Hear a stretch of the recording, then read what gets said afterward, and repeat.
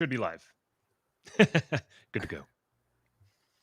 I got to do that this morning. That's the first time I've done it on a Monday in a while. I like we that.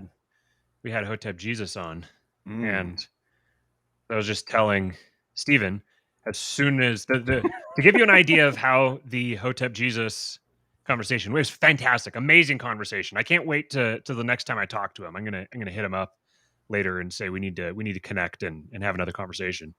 But he said a bunch of the no words at one point. We gave him the go ahead. He's like Jason gave him the go ahead, I should say, and he's like, are you? He's like, can I speak? Can I speak plainly? We were like, yep. And he said, all the V words are fake, or all the V words are bad.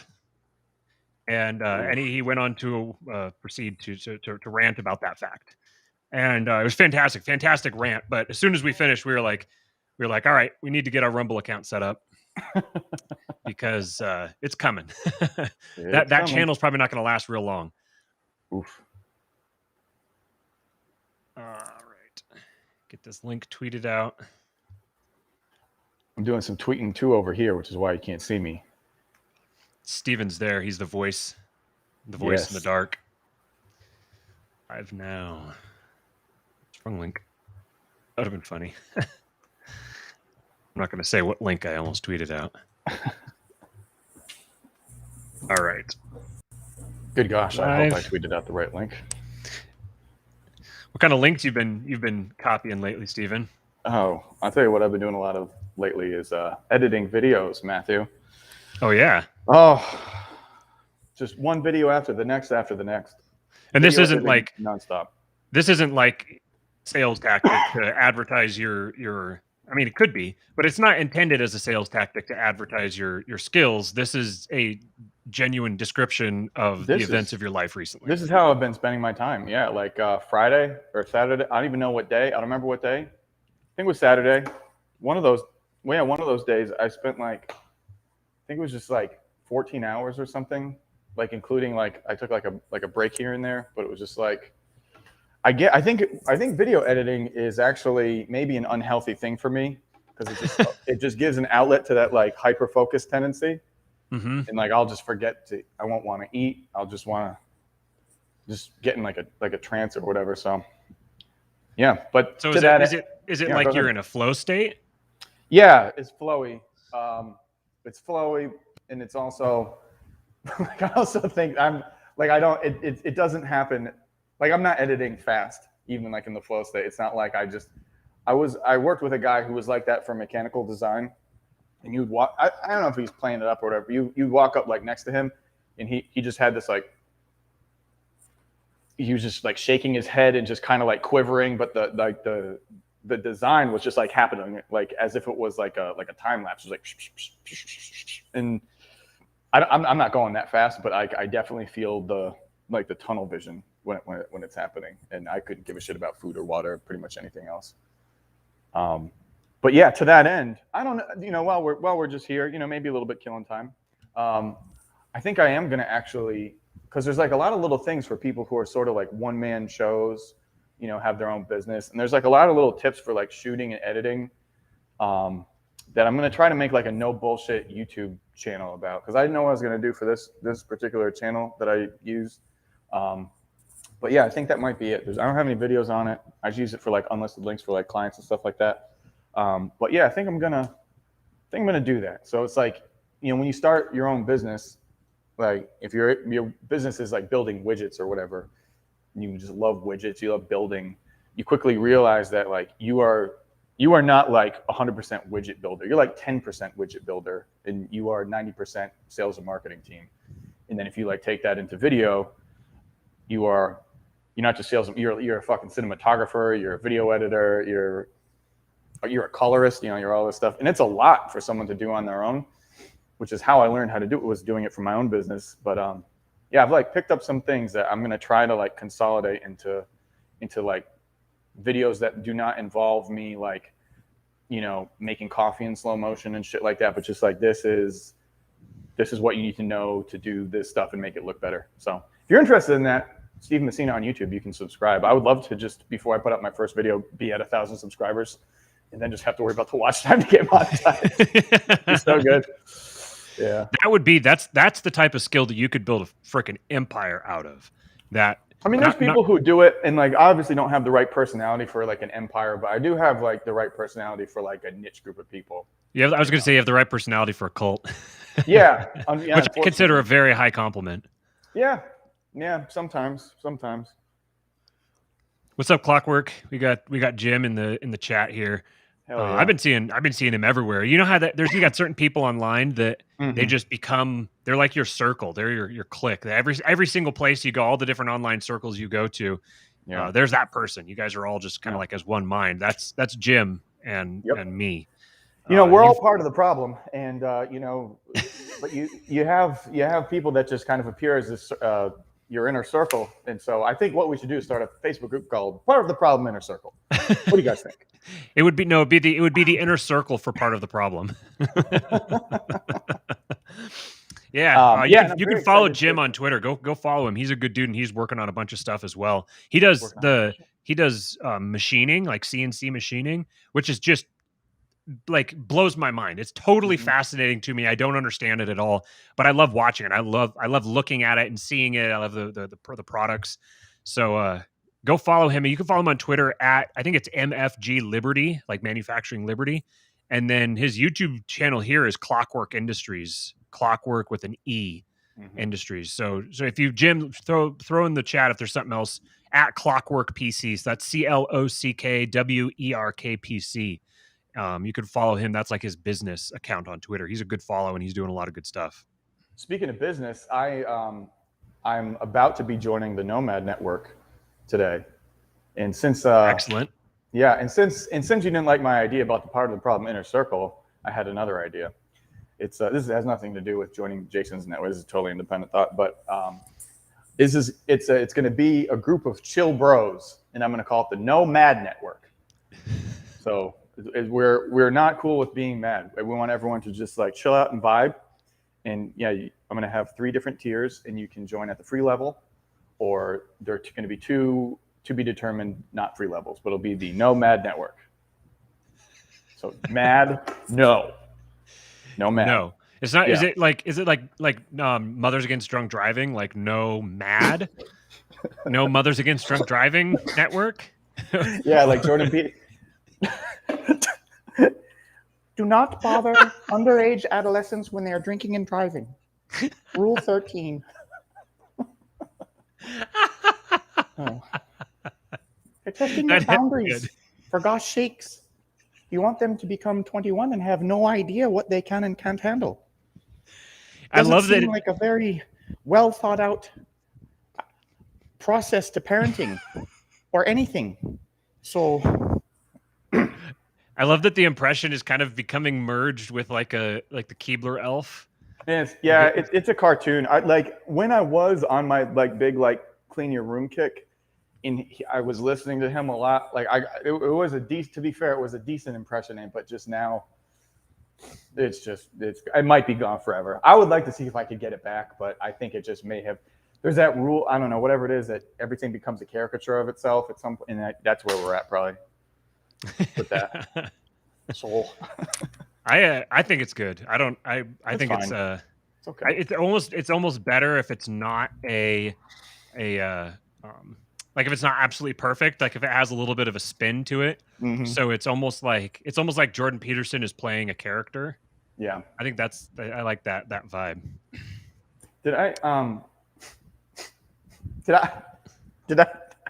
know if I did this on the show. Did I do the glass houses thing at any point? Did I do a thing with him? I don't think so. Okay, sometime then. Not now. We got to get to this hour. That'll be an hour. That'll take too long. I mean, it would be the better part of an hour. What's up, Justin? He said, "Are you familiar with the Great Bear Trail from Owen Benjamin? Something like that, but for post-liberty Twitter." Yeah, that's the kind of. I honestly, I haven't listened to Owen Benjamin lately. I just haven't been able to keep up with him, and I've got very limited content consumption time and headspace. So I've had to keep it really focused, which is frustrating to me because what I want is to be able to set my entire life on autopilot so that I can just be in perpetual content consumption mode. Just give me all of the data. So I haven't been able to follow Owen Benjamin as closely lately, but I feel a lot of, I guess, what would you call it? Like intellectual alignment, maybe, or like I see us as fellow travelers, where we may not necessarily be, we may not want to live in the same covenant community, but we want to live in the same community of covenant communities, if that makes sense. Speaking of communities, there's one community in particular that we really can't stand, and well, there's one. I thought you were going to say the one that we really can't stand is our own subscribe star. Yeah, is the Discord. Is he a little bit on shanty memicism? Is he on that, or did I make that up? I'm not following. Is there a particular religious or ethnic group that he? Oh yeah. Yeah. Okay. Okay. Yeah. I mean, okay.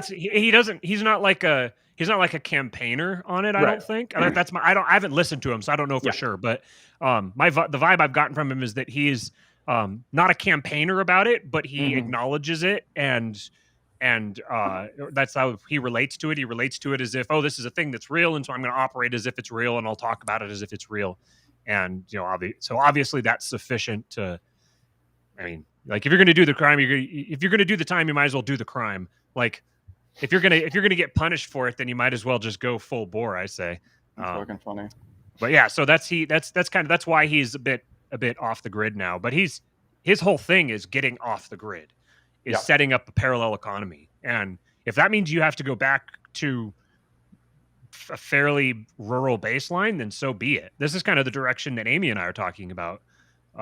Is maybe not full blown as much as he has, but and he may not be as much as I thought he was, but just like a homesteading sort of a future, getting some land, getting out into a rural community around a bunch of like-minded people, and building a community where you're all raising your own food. You're all, you can have friends who raise cattle. You can buy beef from them and raw milk, and that's sort of kind of a more. I don't know what the lifestyle would be. It's like rural. It's not Amish because you're not like not using technology, but it's like just like a rural homesteading community. That's the target that we're headed for. And I listen to a lot of people, and so I'm just trying to surround myself with people who know what they're talking about, so that I can kind of pull in a bunch of data points and triangulate a direction to head. And So I mean, another place that I'm hearing a lot about from people is South America, or Central America at least. Mexico. Mexico's kind of heading in a is ascendant, and there's apparently quite a good community in the southern part of Mexico that is fairly rural and well put together, and they're well off and they're doing well there, and they've got quite a bit of freedom. So I think that Amy and I are talking very seriously about moving to Texas. We're going to be driving out there for Renegade University's event at Buck Johnson's house. When is that? Next weekend. Jesus Christ. There's no way I'm going to that. God damn it. It's just never going to happen. Yeah. Yeah. Yeah. Unfortunately. Well, it'd be cool if you're able to be there. But if you're not, it's not the end of the world, because it'll happen again in the future. But that's where we're trying to go. We're trying to head to Texas, I think. And I'm not happy about it in a lot of ways. There's I don't know. I haven't found the perfect place that I want to be, the place that seems to fit everything. But Texas has one really important thing, and that is community. I'd rather be around good people in an area where it may not be as ideal of a location than have perhaps the perfect ideal location, but not have the network. I think that your ability to survive and thrive in the future is going to be dependent upon your network. This whole go out in the woods and be just completely isolated by yourself and cut off. Unless you're willing to go full, you're going to eat off the land, and what the land doesn't produce, you don't eat, and you don't use electricity. You don't if you're going to go that far off, you could make yourself pretty immune from a lot of things if you just 100% blockade yourself off from the rest of society. But assuming you're not going that far, then I think that your ability to really thrive to any significant extent is going to depend on the community that you have around you, the network of people that you have around you who can all support and share skills and share resources and intellectual resources, physical resources. I think that's basically the future. We talked about that a little bit on the show with Hotep Jesus this morning, which if you're a paid member of the Nomad network, then you can get in there. You can watch it now. Otherwise, we're going to be posting it. We were pre-recording it. We'll post it. I think it's October 11th. So you can join the Nomad network. $20 a month gets you access to the whole network and everything with some trainings and a bunch of great people. Or you can also then get this episode, or you can just wait till October 11th. But one thing we were talking about is the future of the economy, the way everything is going to look, the way the society is going to break up basically into, you're going to have like mainstream society, popular society, quote unquote. That's going to become very much a sealed off bubble that nobody else is able to participate with. There's going to be a rough period probably between now and then as we transition to that point, but eventually you're going to have the urban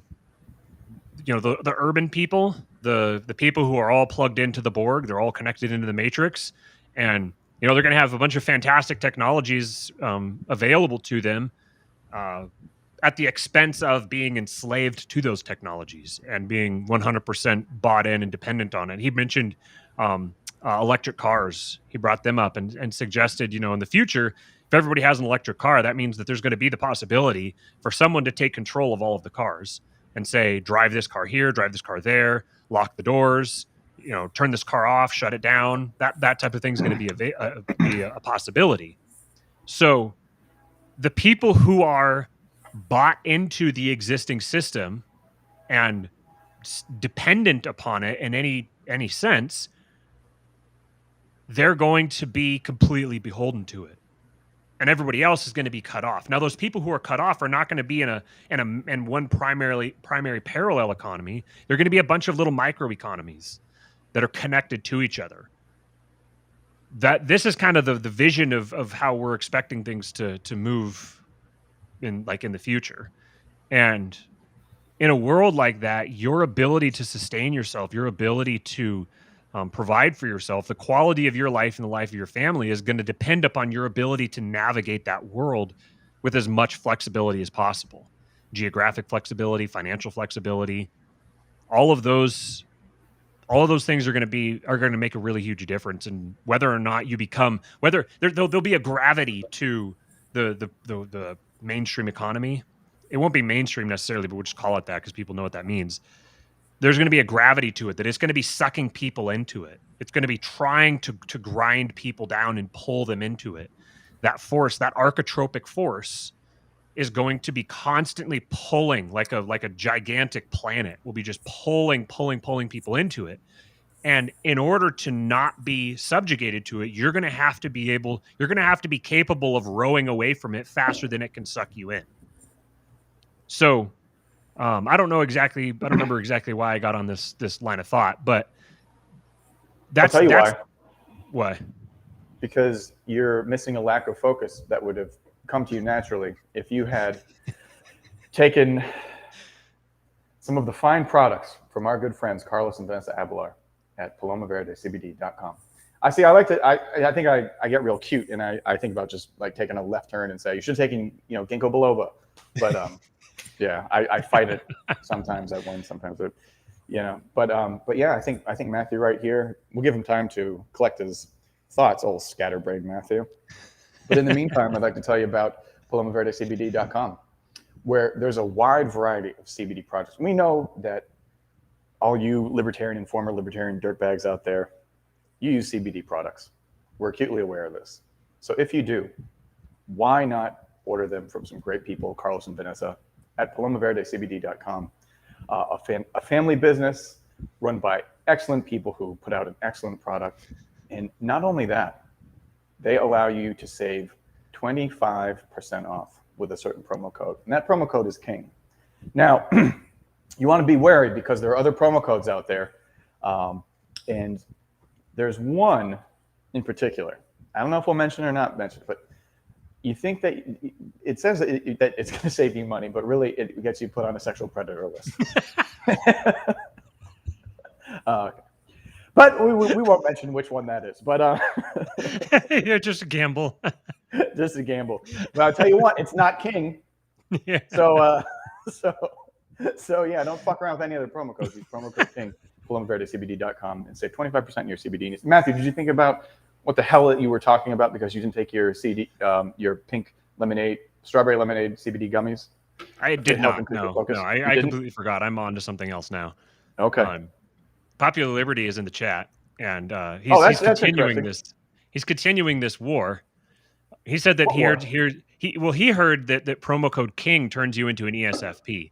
Oh, and that's funny because I didn't mention what promo code put you on the sexual predators list, but I suppose now that our dukes are up.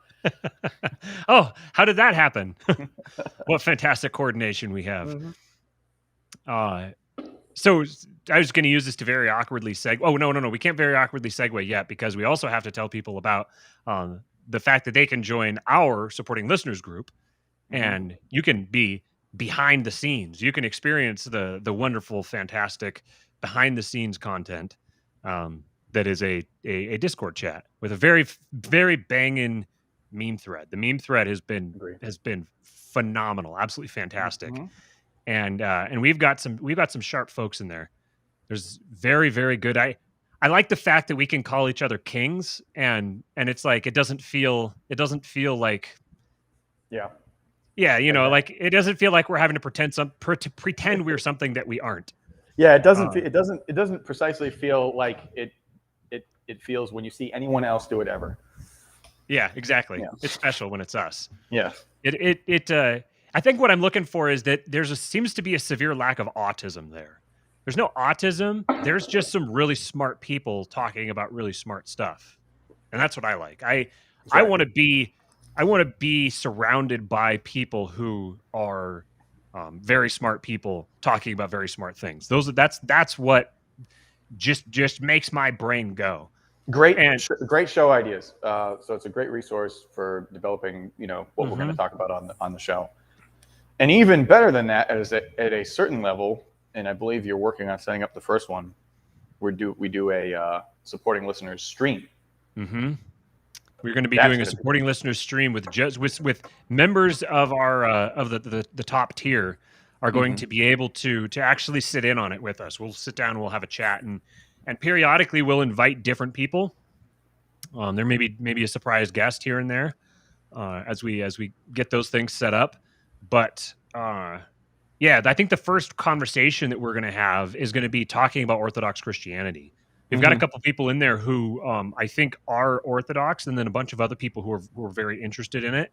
And then we've got people in there who are well versed in theology, but are not Orthodox or there's so we got at least one Roman Catholic I know, and we got one Calvinist, one Reformed, and so we got a really wide range of opinions in there. But the thing that unites everybody is there's a strong belief in the core tenets of the show, this idea of becoming the king of your own world, and being well versed in the language of politics, and understanding the role of religion and the supremacy of the Christian faith. I think I could say that. I think I could probably get away with saying that. Though those having all of those things in common makes for just a really tight group of guys that it's very good quality. And we've got a lot of big plans, a lot of big goals for what we want to do with the group in the future. Eventually, getting connected, having in-person meetings, connecting like in real life, and trying to really turn this into more than just a place where we come and sit on the I was going to say on the TV. I guess that's very boomer of me. Sit here on the TV and talk. I don't know where that came from, But But you need some green Paloma or what? listening to people on the radio. Good Lord, use promo code King and save 25%, would you? And you won't have to be as dumb as me because I haven't ordered in far too long. I've been too busy to get that order out. I need to do that. I need to get that order placed because I'm missing it. And I'm going to be seeing Carlos and Vanessa here very soon because I'll be in Texas for that Renegade University event, and that'll be very good. It'll be good to put a face on them. And so if anybody else is going to be there, let me know. Try to meet up and connect. I'll have the little man there because Amy and I will be there. So you guys could meet your future God Emperor Eastwood. And yeah, then I think we're probably going to be moving to Texas, and that'll be nice. It'll be. I don't want to leave Southern California. I really like where we are, and I really like a lot of the things about where we are, but I just can't. I can't stay here. The biggest thing that I'm concerned about is a situation where we need to use an emergency room or a hospital urgently for some reason, and we have to get strong-armed into participating in a pharmaceutical experiment. Now you can't leave. So yeah, that's I'm not getting sucked into that. That's a red line for me. So we're doing our best to get out of here in a hurry, and that's a bummer because when we signed the lease to move into the place that we're in, we signed a 3-year lease. Our intention was to be here a while. We didn't really imagine that it was going to get this bad this fast. I was figuring we might have to buy off the last few months of the lease. I didn't expect to have to try to buy out, the whole thing. So we're going to be being creative in how we figure out how to do that. But and then we've got a really good network of people there in Texas. We got Poppy Libs there. We got Buck Johnson's there. We got a number of people who are very good people to have around and to be connected to. But so we need to get into the reading of this piece here because it'll be a little bit long. But the last thing I wanted to say is that I mentioned on the last show, I brought up the Jungian cognitive psychology, and I mentioned that there was a test that you could do online that is actually worthwhile. That it actually understands the way the system works, and is my goal was for people to go use it to test it to see if it's as successful or if it's as accurate as I thought it was. And so far, I've had a few different people reach out to me and say that they did it, and I haven't gotten anybody who said that, oh, it was wrong, it wasn't applicable. And actually I've gotten some responses about this, like, holy crap, I had no idea that this stuff was this powerful. Josiah Bartlett in the chat here, he's a regular in the chat, he took it, and this got him off of reading Evola. He said it's got him now. He's gone down this rabbit hole, Jungian cognitive psychology. And most people know of it as the MBTI, the Myers-Briggs, but Myers-Briggs, the popular kind of mainstream thing, is very horoscopy, and it's a perversion of the underlying science. Doesn't have anything to do with behavior or personality. It has a component of behavior or personality to it, but what it is it's cognition. It's the way that you view the world, the way you see data, the types of data you are most keenly wired to see, and then the primary mechanisms you use to filter and judge that data. And it's based off of a system of axes. The thinking, feeling axis. Everything has to do with introvert and extrovert, which isn't like outgoing versus shy. It's being oriented primarily to the surrounding world versus oriented primarily toward the inner world. And so there's a really fascinating almost math to it. The way you have these polar axes and the way the dichotomies work against each other, and you can start kind of deducing logically the principles of it, and you can start understanding why people think in certain ways. Once you understand the system, it becomes kind of second nature to you, you can identify other people's orientation while you're conversing with them, you can understand, okay, this guy's primarily extroverted. He's primarily focused outwardly, but he's not focused outwardly at specific details and things. He's focused outwardly at the abstract, at what's not visible, at the gaps between the things. He's focused more on the meaning than on the item itself. And there's patterns to it that you can start to deduce and then incorporate in your actual experience with people. So then you can start to predict how people are going to behave, and you can understand not just what they're going to do, but why they're doing it. And the power for this, or the power that this has for interpersonal dynamics, for persuasion, for politics, for all kinds of, for business, for self-development, for marriage development, there's so many applications to it that are really, really powerful. So I've got a couple of people that I want to talk to and just kind of pick their brain about it and see if I can expose other people to these ideas, and then hopefully they'll find them as interesting as I do. So Dylan asked what the specific test is. Go to discover.csjoseph.life. discover.csjoseph.life. And it'll ask you it's like a smart test where it evaluates your answers as you're giving them, and it'll only ask you a few questions, but it presents you with two kind of broad categories and says which of these are you more like, and based on the combinations, it's been like 100% accurate with everything that I've seen. So if you when you do the test, just send me your results. Send it to me on like Twitter DM or matt@jasonstapleton.com, or get it to me however you want. And then I'll talk with you, and we'll run through it. And I want to see if it continues to be that accurate. And then if it does, then we can get a group of people who are interested in this kind of thing, and we can talk about it more, and we can kind of think through the various applications for it. And what we'll do from that point is hold you hostage, that we won't sell this to Carlos and Vanessa Avalar. Market research. If you join our supporting listeners group. Yeah, this is a really elaborate marketing or what am I thinking of here?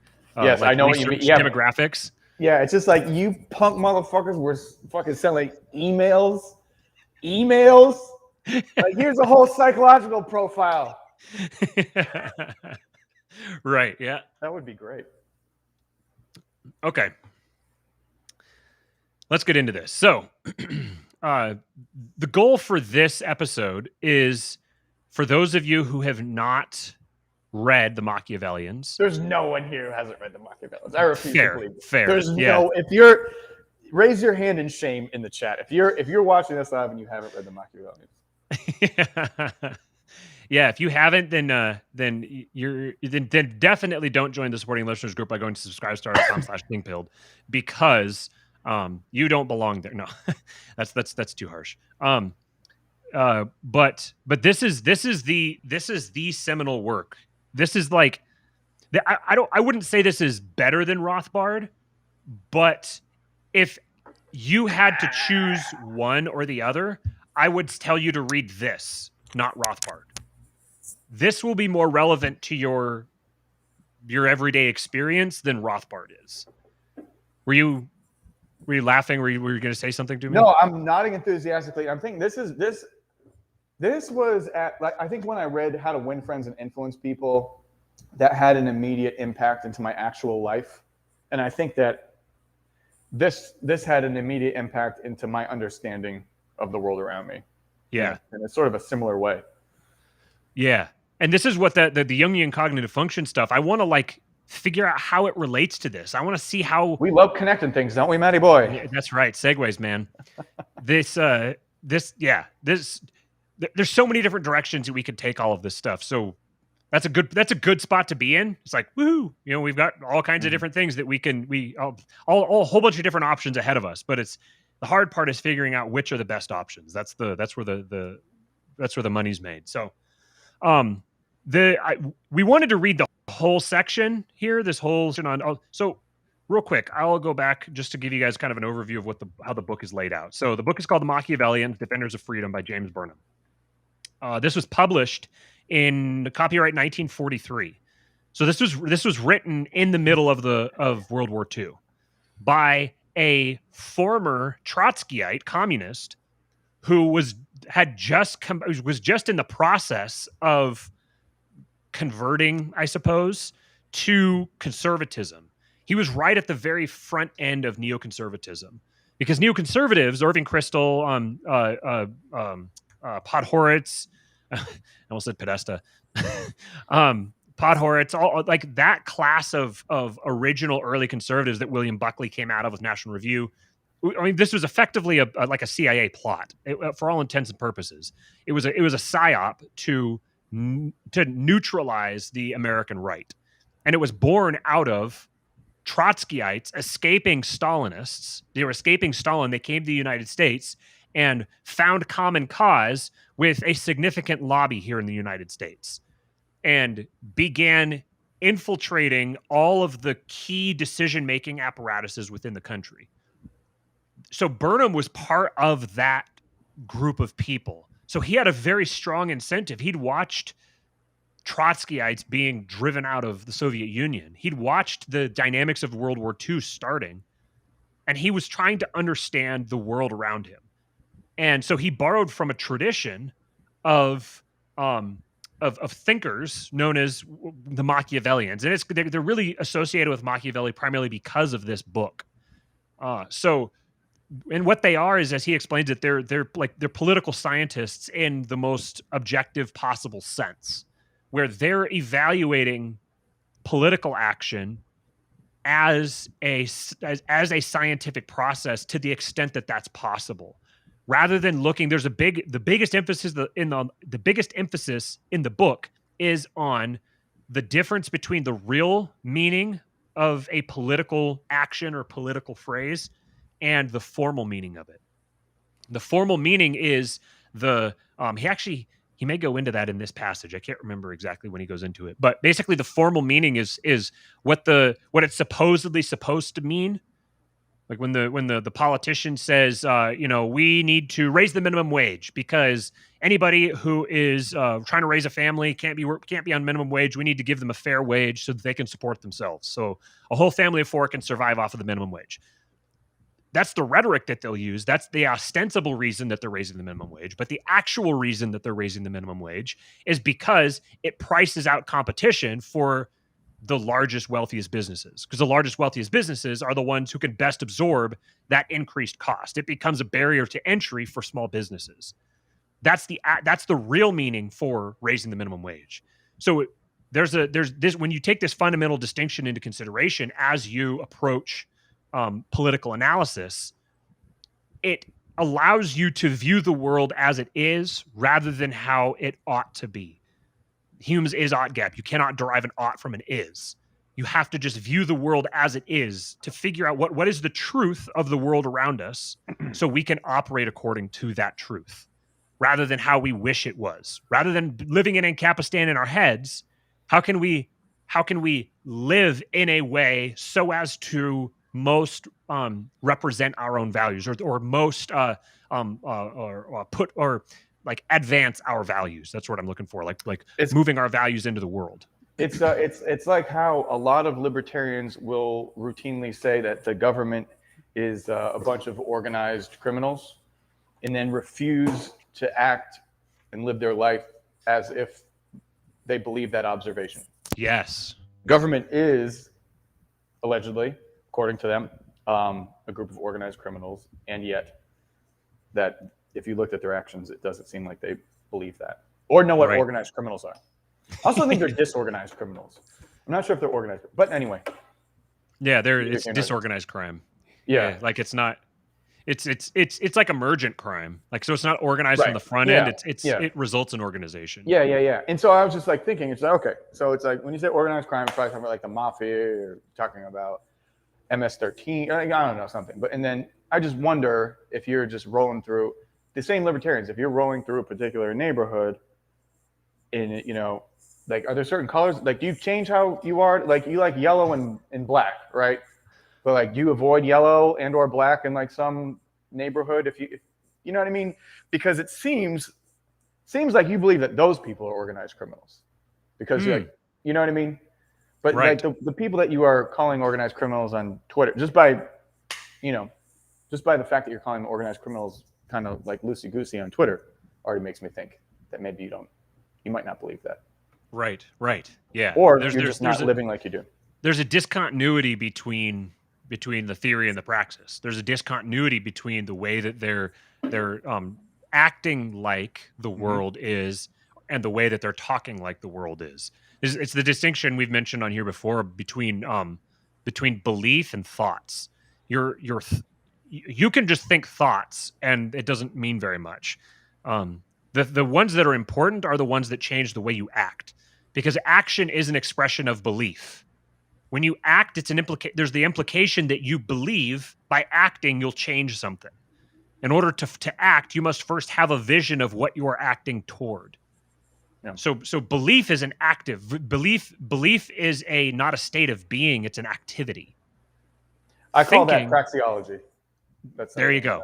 Yeah. There you go. Yeah, and apparently praxeology is a school of thought that libertarians actually don't like very much. Yeah, they actually don't want much to do with it. If we may, can we tease a little discussion that we may have with somebody else? Or are we not ready to tease that? Yeah, we can tease that. We can tease it. Yeah. So this week, I'll let you make the big announcement. But this week, we're going to be doing King Pilled a day early.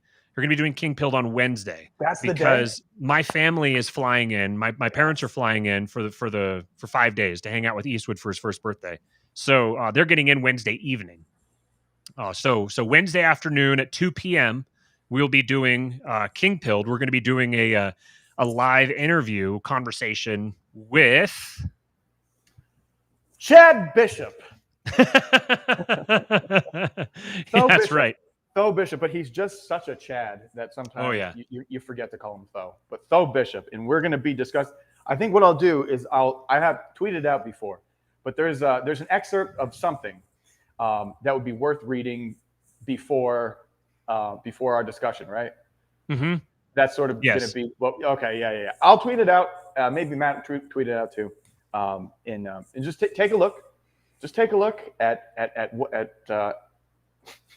I'm so excited for this. I can't even tell you. Just read that goddamn screenshot that I tweet out and just sort of absorb it. Kind of try to get your head around what's happening there. If you had to classify it politically, what your feelings might be. And just comment away, retweet it so more people can read it, and then we're going to discuss it with Mr. Bishop on Wednesday. Fuck, I'm so excited. Peak Florida Chad energy.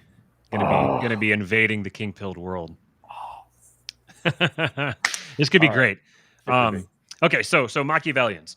Yes. So here's the overview of the book. It has I think it's 7 different parts, and the first part is talking about Dante, politics as wish, and then you got Machiavelli, where it talks about the science of power and how Machiavelli Burnham places Machiavelli in the basically the same intellectual tradition as Einstein, as any other scientist that the world. I'm getting some talk back from I'm hearing myself through your speakers. Really?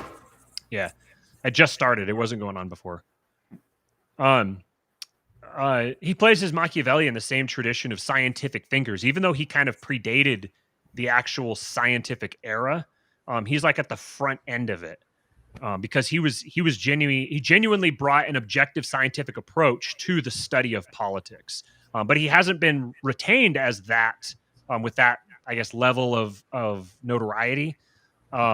He's been more notorious than acclaimed, in the same sense that like Newton or Einstein or Galileo or any other major scientific thinker.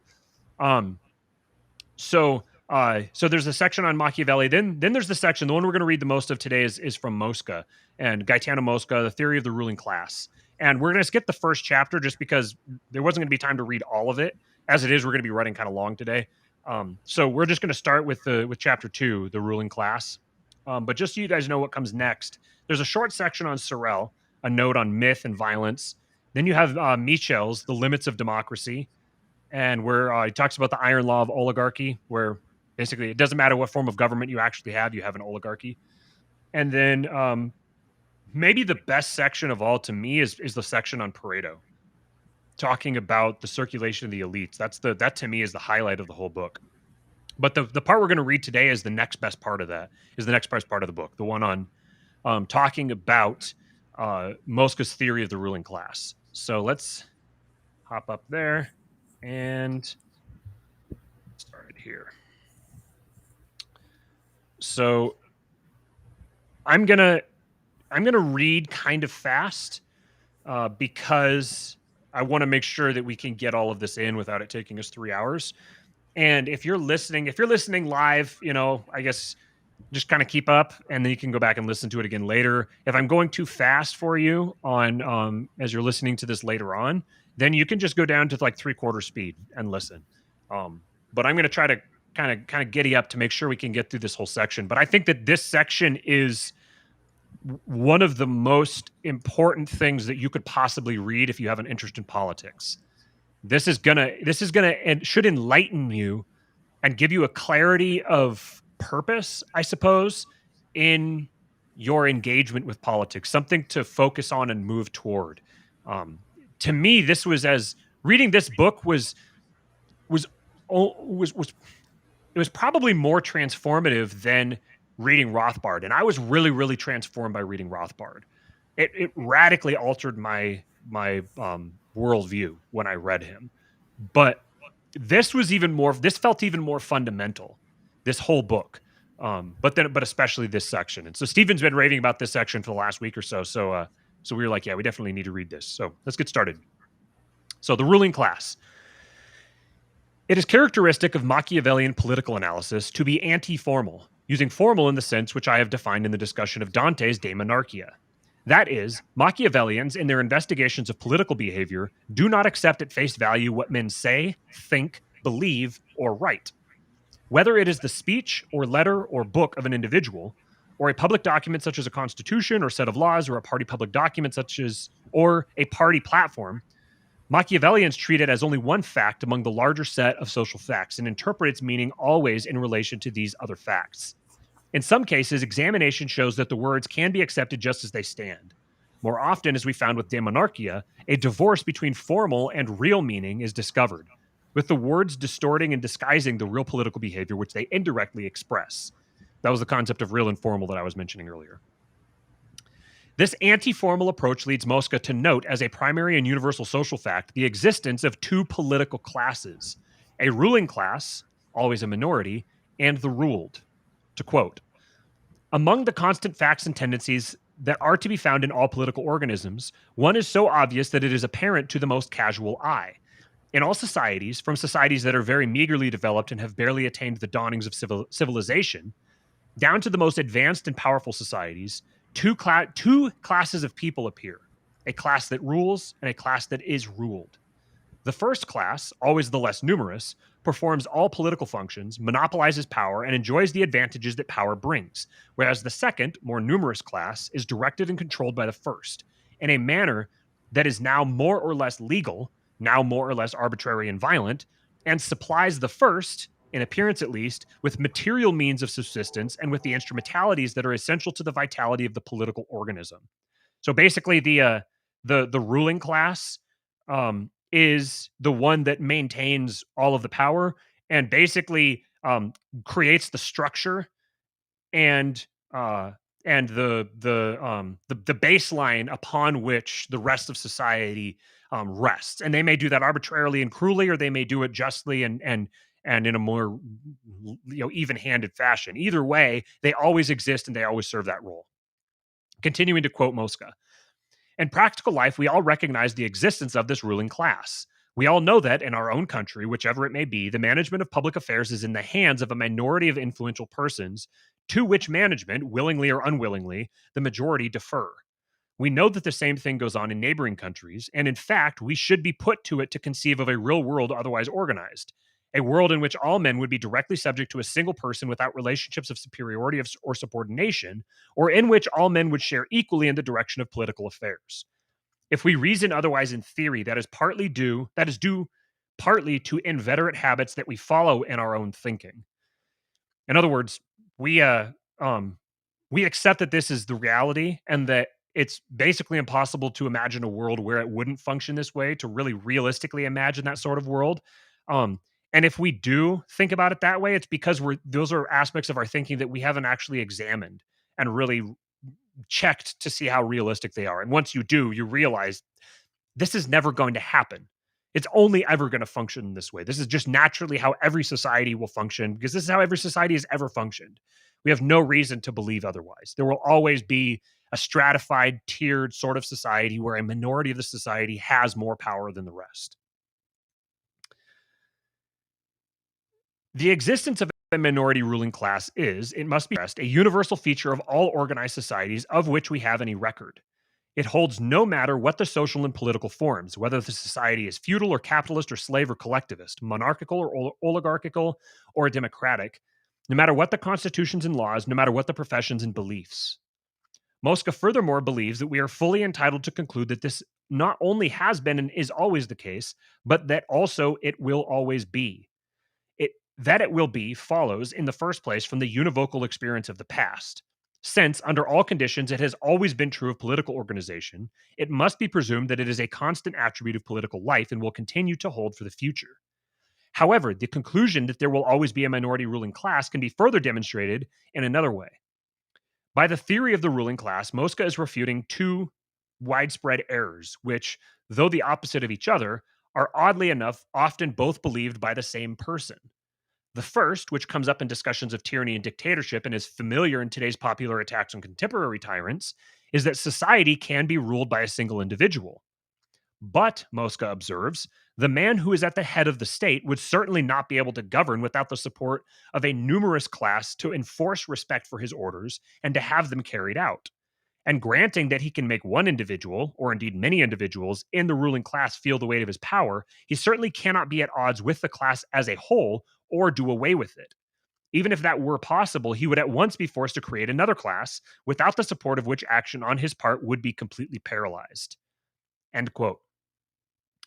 The other error, typical of democratic theory, is that the masses, the majority, can rule themselves. So real quick, that previous error was that people will believe that society can somehow be ruled by a single person, but he's saying that the only way that single person can rule is if he has the support of other groups of people, and that he wouldn't have the capacity to 100% totalitarian, in a totalitarian sense, rule absolutely every group in society. There has to be some who are cooperative or coordinated with him. And if he can't get that group from the existing society, then he's going to be forced to create it anew. He's going to have to create his own set of underlings, who he's going to have to exist in a state of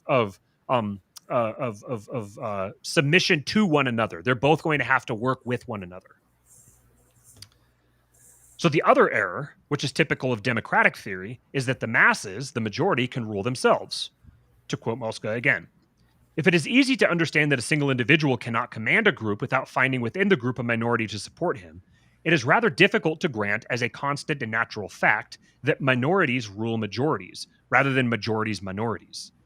But that is one of the points, so numerous in all the other sciences, where the first impression one has of things is contrary to what they are in reality. Things aren't always as they immediately seem.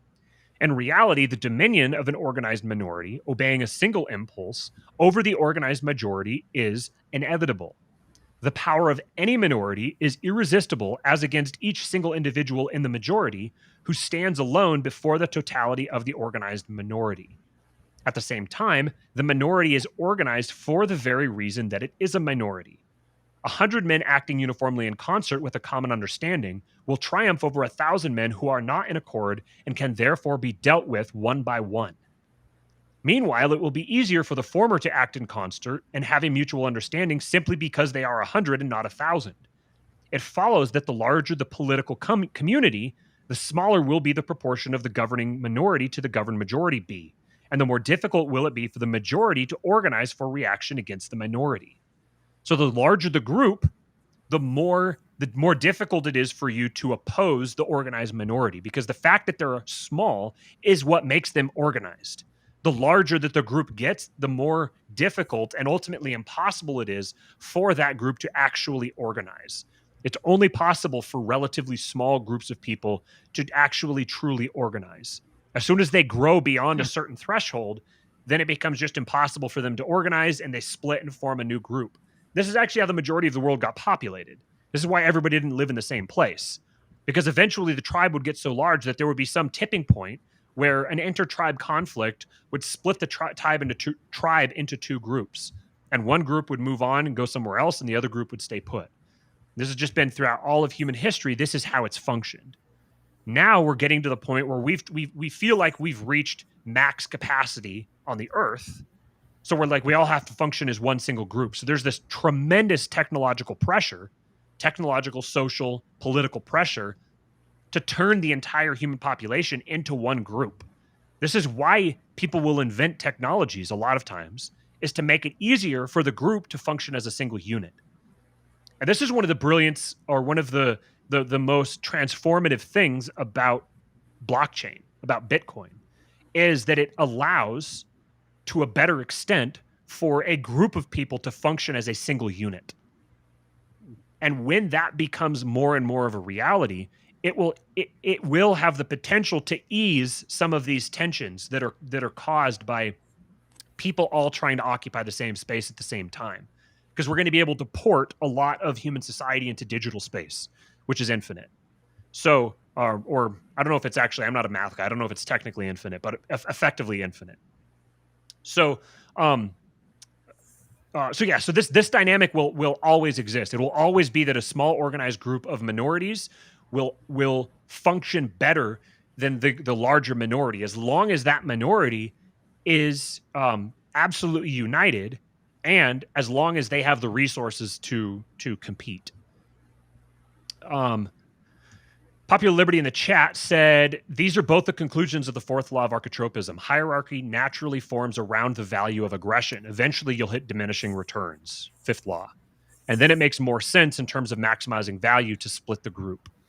So some form of secession is ultimately inevitable. The question is, what will be the mechanism for it? And how catastrophic and destructive will it be?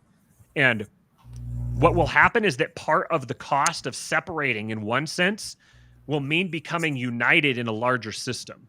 There's going to be some form of greater totalitarianism that we'll trade for. We'll trade for more totalitarianism on one side in return for more freedom on another side. And a lot of people are going to take the totalitarianism of the system. They're going to be like, all my decisions are going to be made for me. It'll be the people in Up who are just floating around, fat people floating around on the chairs, just watching TV and being pumped full of artificial junk food all day. There's a lot of people who will take that. And the rest of us who don't want to live that world are going to have to be creative about how we carve out our own space and make ourselves independent of that other group.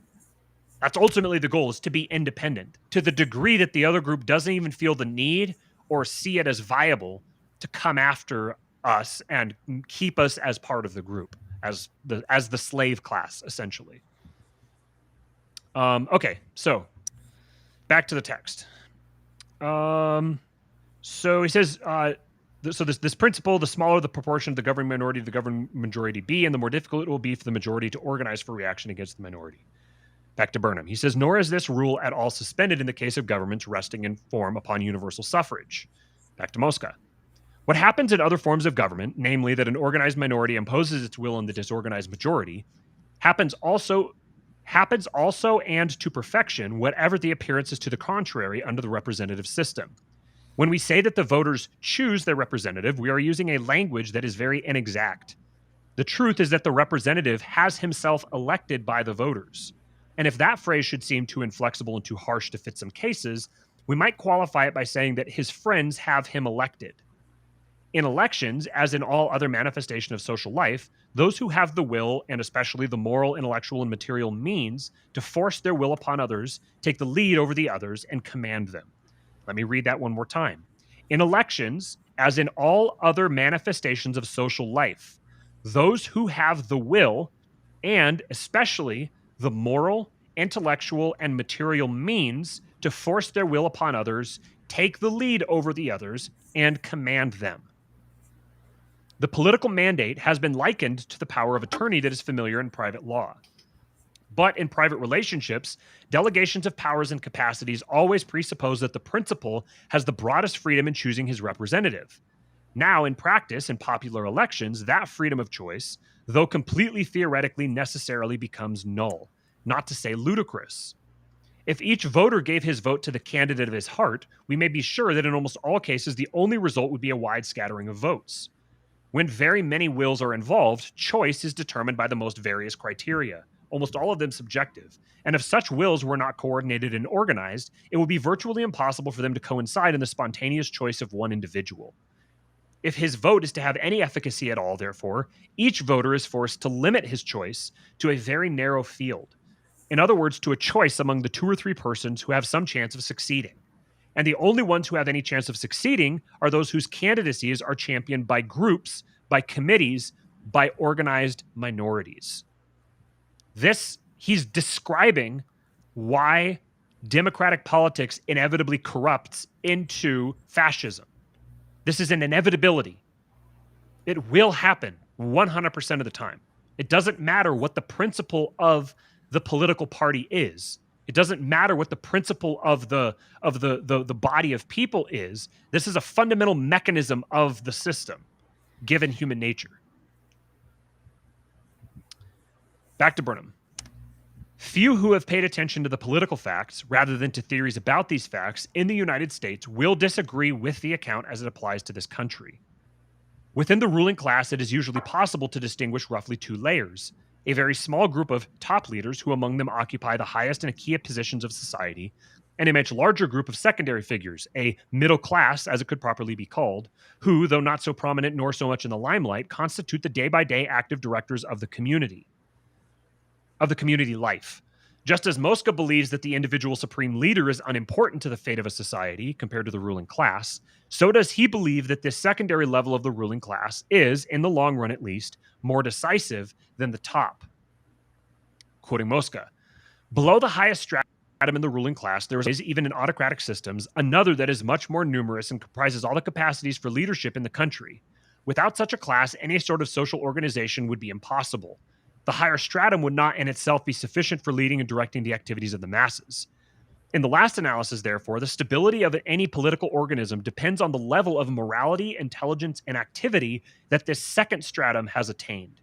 Any intellectual or moral deficiencies in this second stratum, accordingly, represent a graver danger to the political structure, and one that is harder to repair than the presence of similar deficiencies in the few dozen persons who control the workings of the state machine. From the point of view of the theory of this is Burnham again. From the point of view of the theory of the ruling class, a society is the society of its ruling class. A nation's strength or weakness, its culture, its powers of endurance, its prosperity, its decadence, depend in the first instance upon the nature of its ruling class. More particularly, the way in which to study a nation, to understand it, to predict what will happen to it, requires first of all and primarily an analysis of the ruling class.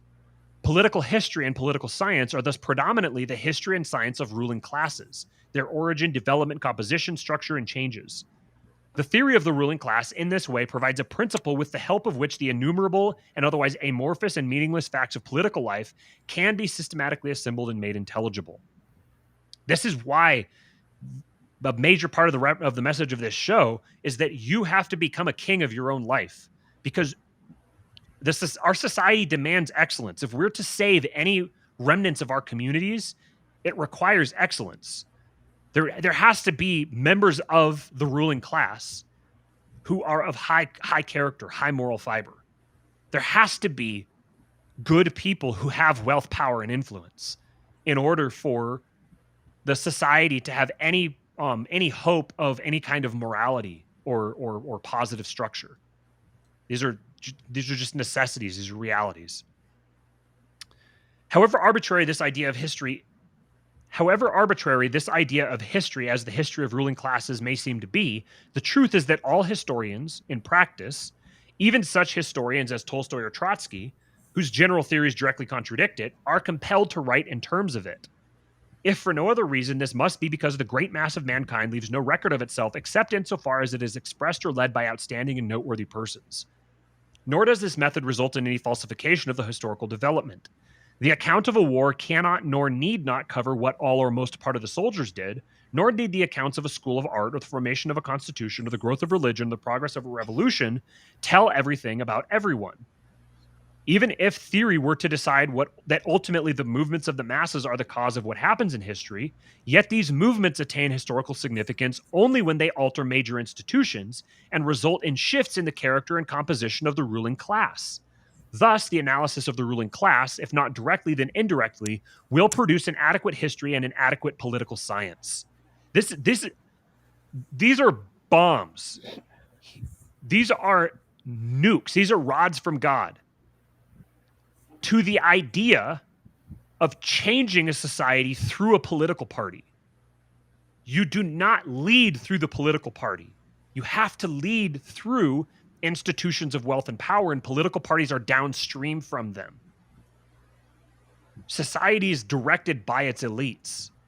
It's directed by the ruling class. And history, the history that has been told to you is the history of your ruling class.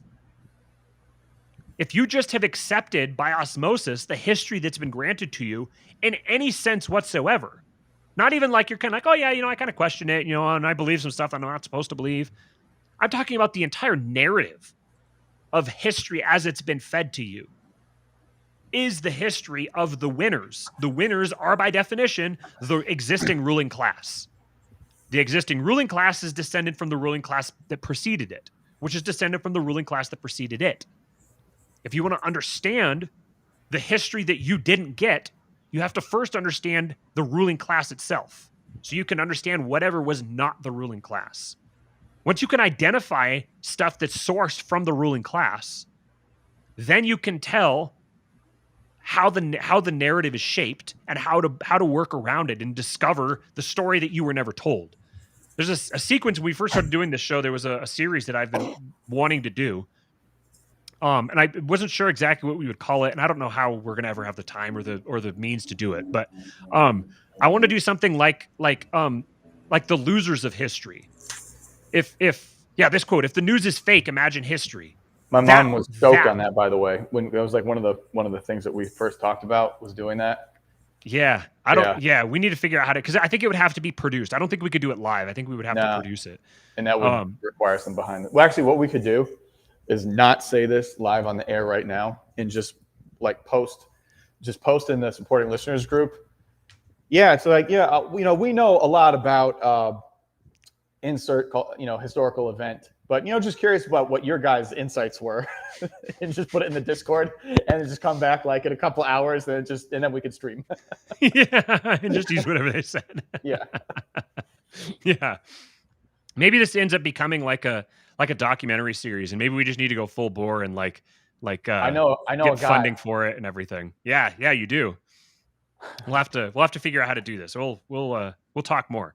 Well, let me use this little break right here, fans, to bid my adieu. I would love to. I don't know if on the fly I can figure out how to connect a restream from my phone, audio only. But maybe for future drives, maybe try to figure that out. But I guess not today. But all right, sounds good, buddy. Goodness, listen to this book. It's Matt's gonna kick me off. Wait, can you kick me? You're able to kick me off, right? I can, yeah. Okay, well, kick me off. I'm just gonna keep talking. It'll be really funny. But guys, you want to make sure that you listen to everything that Matt has to say about this book, because it's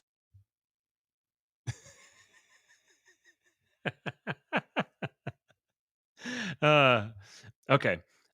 Give me just one sec, folks. It is absolutely broiling in here, so I need to go turn a fan on. I'll be right back.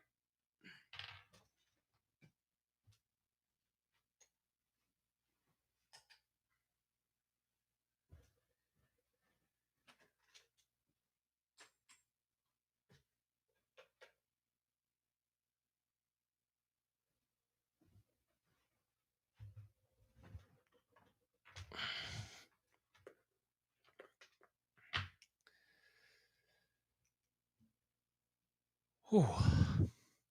Okay. Alrighty. So let's continue reading. Populibs, if you wanted to hop in, you're welcome to. You don't have to. Just in case you were going to ask, I'm not going to be able to see the chat super easily here. So just in case. Let's see. Where was I? Okay, just finished reading this here. Okay, so there is an ambiguity which is noted by Professor Livingston in Moska's concept of the ruling class. Moska considers himself a political scientist rather than a sociologist, and tries some of the time to restrict his field to politics rather than to general social behavior. If literally translated from the Italian, his phrase would usually be political class or governing class rather than ruling class. In his writings, his meaning seems to shuttle between the narrow concept of a governing class, that is, the class directly or indirectly concerned with the specific business of government, and the more general concept of a social elite, that is, the class of all those in a society who are differentiated from the masses by the possession of some kind of power or privilege, many of whom have no specific relation to government. However, this ambiguity does not affect Moska's argument to any considerable degree. And if we judge by the context, the general concept of an elite is usually more appropriate to his meaning. What seems to happen is that Moska began his work in the narrower field of politics, with the narrower concept in mind. His political inquiries then led him outward into the wider field of social action, since the political field could not be understood apart from the background of the whole social field. The idea of the political expanded its meaning into the idea of an elite without an explicit discussion of the change. In later Machiavellian thought, and Pareto particularly, the wider meaning of elite is consistently employed. We should further note that in stating the theory of the ruling class, Moska is not making a moral judgment, is not arguing that it is good or bad, that mankind should be divided into rulers and ruled. I recently read in a review by a well-known journalist that, quote, this country will never accept a theory of the elite, close quote, as if it is wicked to talk about such things and noble to denounce them. The scientific problem, however, is not whether this country or any other will accept such theories, but whether the theories are true. Moska believes that the stratification of society into rulers and ruled is universal and permanent, a general form of political life. As such, it would be absurd to call it good or bad. It is simply the way things are. Moral values, goodness and badness, justice and injustice are indeed to be found, and Moska does not try to avoid making moral judgments, but they are meaningful only within the permanent structure of society. Granted that there are always ruled and ruled, then we may judge that the societies of some ruling classes are good or more good, just or less unjust than others. Chapter 3. Composition and character of the ruling class. Moska rejects the many theories which have tried to apply the Darwinian theory of evolution directly to social life. He finds, however, a social tendency that is indirectly analogous to the process of biological evolution. Quoting Moska, the struggle for existence has been confused with the struggle for preeminence, which is really a constant phenomenon that arises in all human societies, from the most highly civilized down to such as have barely issued from savagery. If we consider the inner ferment that goes on within the body of every society, we see at once that the struggle for preeminence is far more conspicuous there than the struggle for existence. Competition between individuals of every social unit is forced upon higher position, wealth, authority, control of the means and instruments that enable a person to direct many human activities, many human wills, as he sees fit. The losers, who are of course the majority in that sort of struggle, are not devoured, destroyed, or even kept from reproducing their kind, as is basically characteristic of the struggle for life. They merely enjoy fewer material satisfactions and, especially, less freedom and independence. On the whole, indeed, in civilized societies, far from being gradually eliminated by a process of natural selection, so called, the lower classes are more prolific than the higher. And even in the lower classes, every individual in the long run gets a loaf of bread and a mate, though the bread be more or less dark and hard earned, and the mate more or less attractive and undesirable. Close quote. The outcome of this struggle for preeminence is the decision who shall be or continue to be members of the ruling class. What makes for success in the struggle? Or, in other words, what qualities must be possessed by individuals in order that they may secure or maintain membership in the ruling class? In answering a question like this, it is above all necessary to avoid the merely formal. Spokesmen for various ruling classes have numerous self-satisfying explanations of how superior morality or intelligence, or blood or racial inheritance confer membership. But Moska, like all Machiavellians, looks beyond the verbal explanations to the relevant facts. He finds that the possession of certain qualities is useful in all societies for gaining admittance to the ruling class or for staying within it. Deep wisdom, altruism, readiness at self-sacrifice are not among these qualities, but, on the contrary, are usually hindrances. So, in other words, if you have the qualities of deep wisdom, altruism, or readiness at self-sacrifice, you actually may not be well fit for the ruling class of a society, generally speaking, because those characteristics are generally not found among those in the ruling class. So there's evidence that there's a selection process that weeds those things out. So the ruling classes are generally, there's a corrupting effect to the ruling class. Quoting Moska, to rise in the social scale, even in calm and normal times, the prime requisite beyond any question is a capacity for hard work. But the requisite next in importance is ambition, a firm resolve to get on in the world to outstrip one's fellows. So hard work and competitive nature. Those aren't necessarily recipes absolutely for goodness. They both can together can have a very corrupting effect, and a corrupting effect that compounds on itself. Now, those traits hardly go with extreme sensitiveness, or to be quite frank, with goodness either. For goodness cannot remain indifferent to the hurts of those who must be thrust behind if one is to step ahead of them. If one is to govern men, more useful than a sense of justice, and much more useful than altruism, or even than the extent of knowledge or broadness of view, are perspicacity, a ready intuition of individual and mass psychology, strength of will, and especially confidence in oneself. With good reason did Machiavelli put into the mouth of Cosimo de' Medici the much quoted remark that states are not ruled with prayer books. I might take issue with part of that because I think that states are ruled with prayer books, just not always the same type of prayer book. But otherwise, I agree with the point here.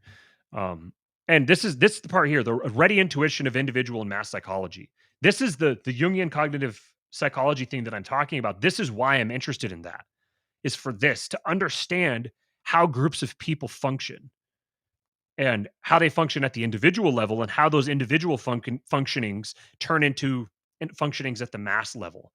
I want to be able to understand that for the political hobby side of it, and also for my own improvement, my own self-development, and just to satisfy my curiosity. Back to Burnham. The best means of all for entering the ruling class is to be born into it. Though it may be observed, inheritance alone will not suffice to keep a family permanently among the rulers. Like Machiavelli here also, Moska attributes not a little to fortune. Quoting Moska, a certain amount of work is almost always necessary to achieve success, work that corresponds to a real and actual service to society.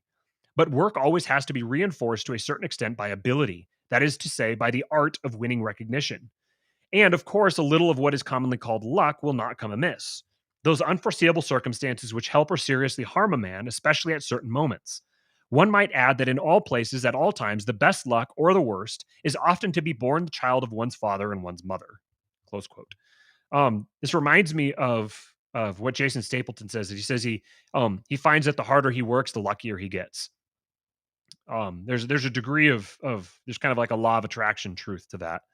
And then also the art of winning recognition. This is like the ability to brand yourself. The ability to brand yourself and then to market that brand is an invaluable skill if you are to place yourself or your family among the ruling class. Take a drink.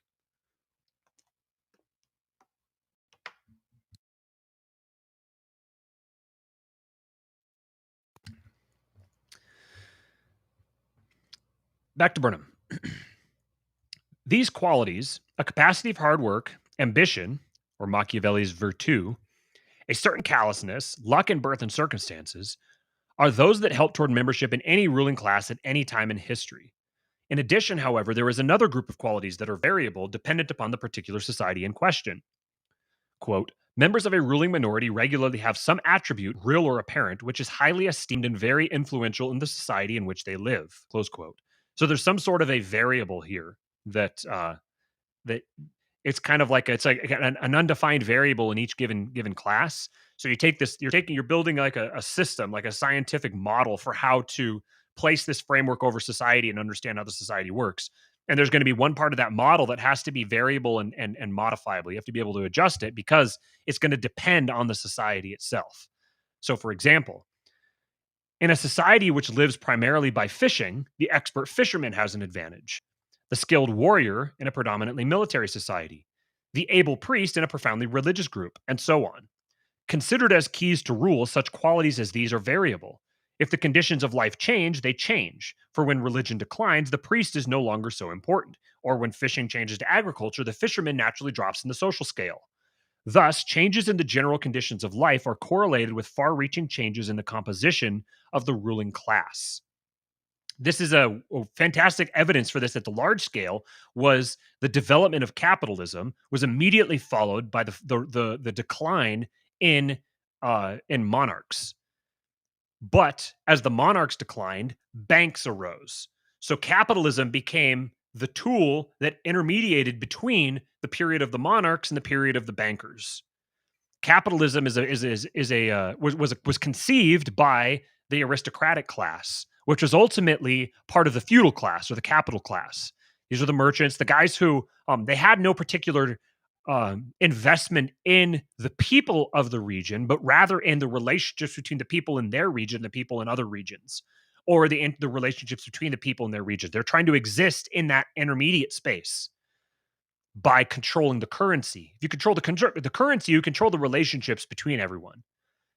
That was their goal, and that's how they managed to change the fundamental structure of the society through the introduction of capitalism and the concept of the free market. The concept of the free market was what broke down major aspects of power for the centralized control by monarchies. So now we get centralized control by unelected, invisible bankers instead of centralized control by unelected, plainly visible monarchs.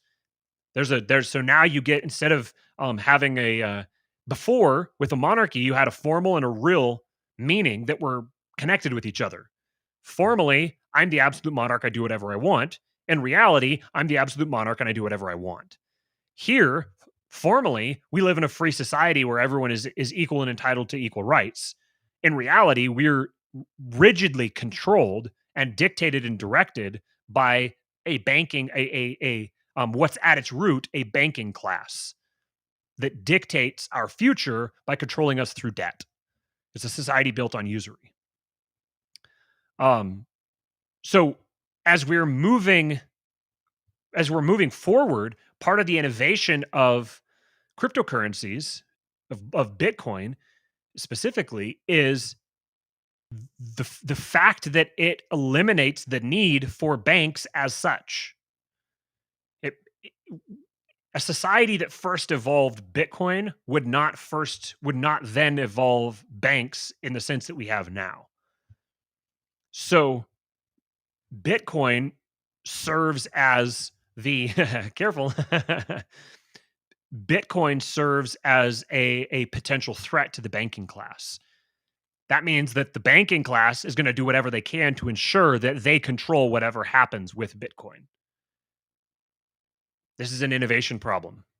We now know what nodes on the network are corrupted. So how are we going to route around them?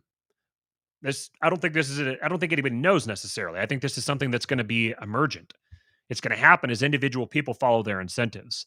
So the goal here is to get enough people feeling incentivized to operate to operate in such a way that they are incentivized. They're incentivized to operate in such a way that it takes us to that sort of reality. That's the goal here.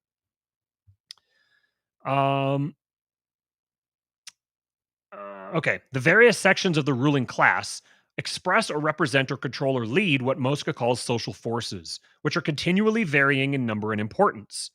By social force, Moska means any human activity which has significant social and political influence. In primitive societies, the chief forces are ordinarily war and religion. Quote, as civilization grows, the number of the moral and material influences which are capable of becoming social forces increases. For example, property and money, as the fruit of industry and commerce, comes into being alongside of real property. Education progresses. Occupations based on scientific knowledge gain in importance. Close quote. All of these, war, religion, land, labor, money, education, science, technological skill, can function as social forces if a society is organized in terms of them. From this point of view, it may be seen that the relation of a ruling class to the society which it rules need not be at all arbitrary. In fact, in the long run cannot be. A given ruling class rules over a given society precisely because it is able to control the major social forces that are active within that society. If a social force, religion, let's say, declines in importance, then the section of the ruling class whose position was dependent upon control of religion, likewise, over a period, declines. If the entire ruling class had been based primarily upon religion, then the entire ruling class would change its character if it were able to adapt itself to the new conditions, or would, if it could not adapt itself, be overthrown. Similarly, if a new major social force develops, commerce, for example, in a previously agricultural society, or applied science, then either the existing ruling class proves itself inflexible enough to gain leadership over this new force, in part, no doubt, by absorbing new members into its ranks, or if it does not, the leadership of the new force grows up outside of the old class, and in time constitutes a revolutionary threat against the old ruling class, challenging it for supreme social and political power. So you can see the way that a revolution functions. A revolution happens when the social forces that define the society move into a different segment of the ruling class.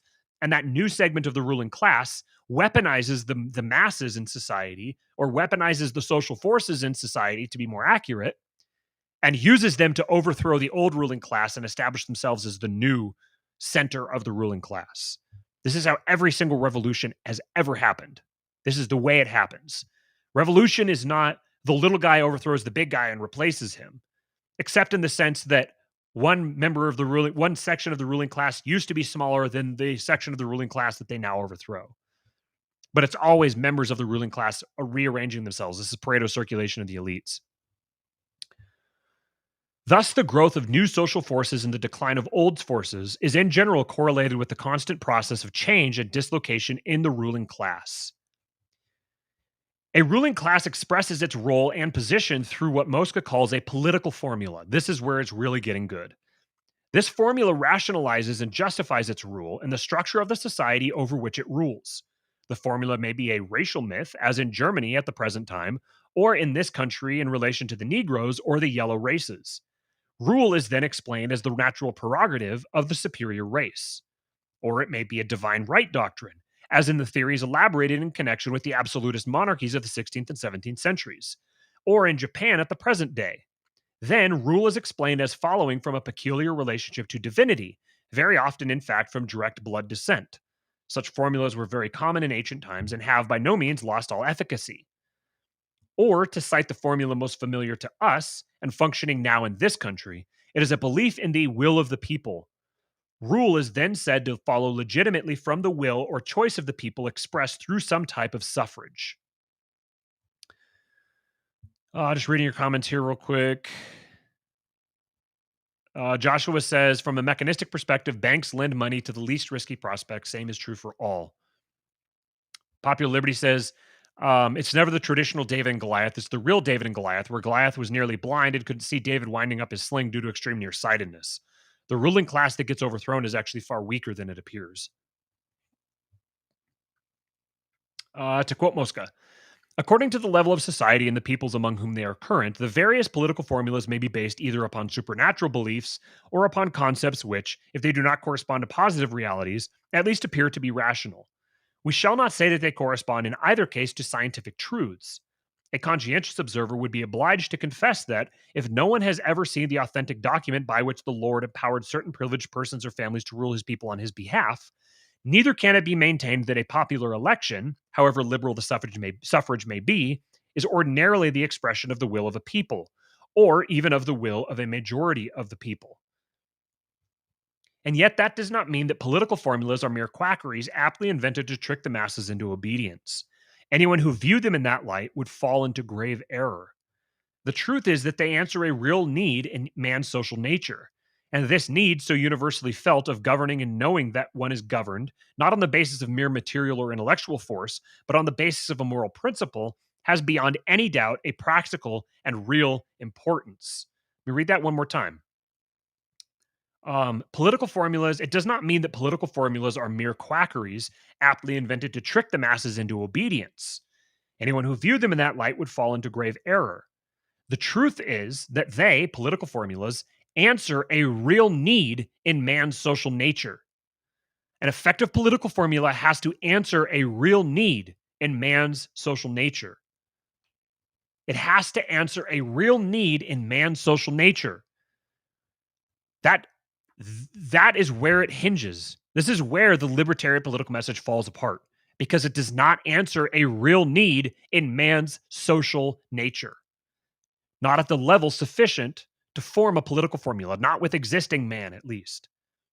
And this need, so universally felt, of governing and knowing that one is governed, not on the basis of mere material or intellectual force, but on the basis of a moral principle, has beyond any doubt a practical and real importance.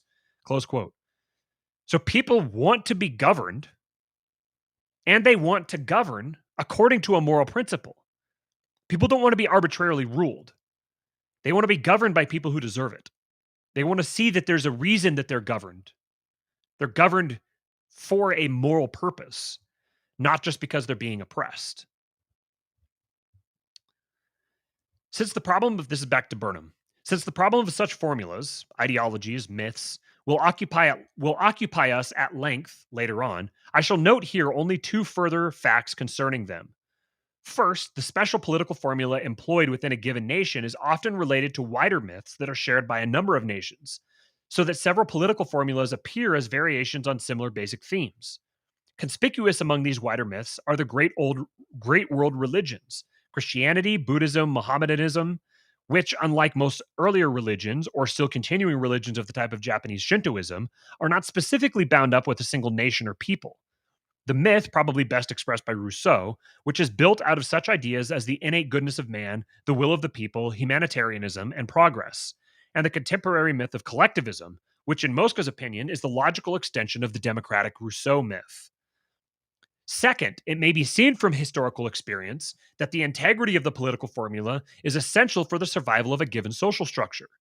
Changes in the formula, if they are not to destroy the society, must be gradual, not abrupt. The formula is indispensable for holding the social structure together. A widespread skepticism about the formula will in time corrode and disintegrate the social order. It is perhaps for this reason, half consciously understood, that all strong and long lived societies have cherished their traditions, even when, as is usually the case, these traditions have little relation to fact, and even after they can hardly be believed literally by educated men. This is part of the motivation, I think, for Yarvin's clear pill. Ultimately, any effective formula that's going to hold together a society coherently is going to have to be to be effective. People have to buy into it. They have to accept it and believe it. And it can't be rapidly changed. You can't just abruptly shift it. If you rapidly yank the curtain back and show everybody what's going on, the society is going to fall apart. And if the society falls apart, it's going to be a lot worse than it is now. The more that a society crumbles and collapses, the worse it gets. This is why order is a preeminent value. And if you're going to transition to something else, it needs to be an orderly transition. People need to volunteer for it. People need to want it and to move toward it willingly. If you're not changing the social formula or the political formula gradually in a way that people will buy into it, then your whole society is going to fall apart. It's going to collapse. This is why a society needs to be orderly. This is why this is the fundamental divide between left and right. The right maintaining order and the left destroying it. There's something I've been wrestling with this. Then I'm like, given all of this, what is the utility, or even it like, is it ethical to rail against the existing regime? If it's clearly bad, it's clearly not fit to rule, then railing against it is accelerating the collapse without something to replace it. So railing against it, trying to undermine it, trying to wake people up, really publicly casting doubt upon the regime could be counterproductive. I don't know. I don't know the answer to this. Like, is it better to just shut up, put your head down, and just build your way out? And when people are ready for something new, they'll come find you? I don't know. Perhaps. They're especially in politics, things aren't always as they appear at the beginning. So it's possible that it's counterproductive to rail against the regime and that we should stop. I don't know. Rome, Japan, Venice, all such long enduring states have been very slow to change the old formulas, the time honored ways and stories and rituals, and they have been harsh against rationalists who debunk them. This, after all, was the crime for which Athens put Socrates to death. From the point of view of survival, she was probably right in doing so. Chapter 4 Tendencies in the Ruling Class. Within all ruling classes, Moska shows that it is possible to distinguish two principles, as he calls them, and two tendencies. These are, it might be said, the developmental laws of ruling classes. Their relative strength establishes the most important difference among various ruling classes. The autocratic principle may be distinguished from the liberal principle. These two principles regulate, primarily, the method by which governmental officials and social leaders are chosen. Quote, in any form of political organization, authority is either transmitted from above downward in the political or social scale, the autocratic principle, or from below upward, the liberal principle. Close quote. Neither principle violates the general law that society is divided into a ruling minority and a majority ruled. The liberal principle does not mean, no matter how extended, that the masses in fact rule, but simply gives a particular form to the selection of leadership. Moreover, it is seldom, probably never, that one of the two principles operates alone within a ruling class. They are usually mixed with one or the other dominant. Certain absolute monarchies or tyrannies show the closest approximation to a purely autocratic principle, with all positions formally dependent upon appointment by the despot. Some small city-states, such as Athens in certain times in its history, have come very close to a purely liberal principle, with all officials chosen from below, though the voters were at the same time a restricted group. In the United States, as in most representative governments of the modern kind, both principles are actively at work. The greater part of the bureaucracy and much of the judiciary, especially the federal judiciary, is an expression of the autocratic principle. The president himself, as well as the members of Congress, are selected according to the liberal mode. Each principle in practice displays typical advantage and defects. Autocracy has been by far the more common of the two, and of it, Moska remarks, a political system that has been so widely recurring and so long enduring among people of the most widely various civilizations, who often have had no contacts, material or intellectual, with one another, must somehow correspond to the political nature of man. Autocracy supplies a justification of power that is simple, clear, and readily comprehensible to everyone. There can be no human organization without rankings and subordination. Any sort of hierarchy necessarily requires that some should command and others obey.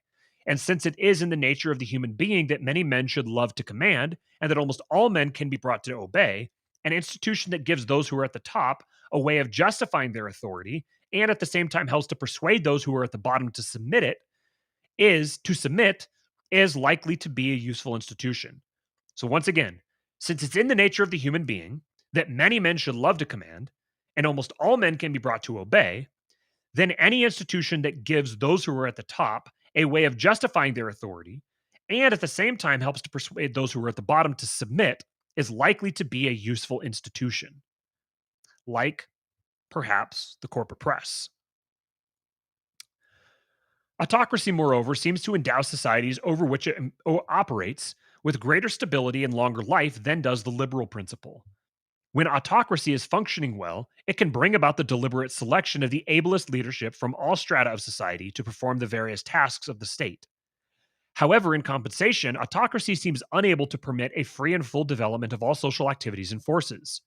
No autocracy has ever stimulated so intense a cultural and intellectual life as have developed under some of the shorter-lived liberal systems, such as those of Greece and Western Europe.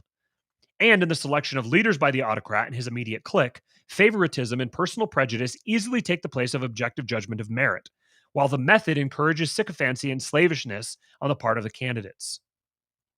The liberal principle, conversely, stimulates more than the autocratic the development of varied social potentialities. At the same time, it by no means avoids the formation of closed cliques at the top, such as are usually found in autocracies. The mode of formation of such cliques is merely different. Quote, in order to reach high station in an autocracy, it is sufficient to have the support of one or more persons, and that is secured by exploiting all their passions, good and bad. In liberal systems, one has to steer the inclinations of at least the whole second stratum of the ruling class.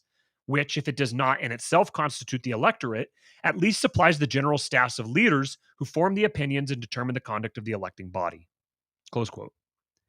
When the liberal system is broadly based, that is, where suffrage is widely extended or universal, the candidates for high office must proceed by exploiting the backward sentiments in the masses. Quote, whatever their origins, the methods that are used by the people who aim to monopolize and exploit the sympathy of the masses always have been the same.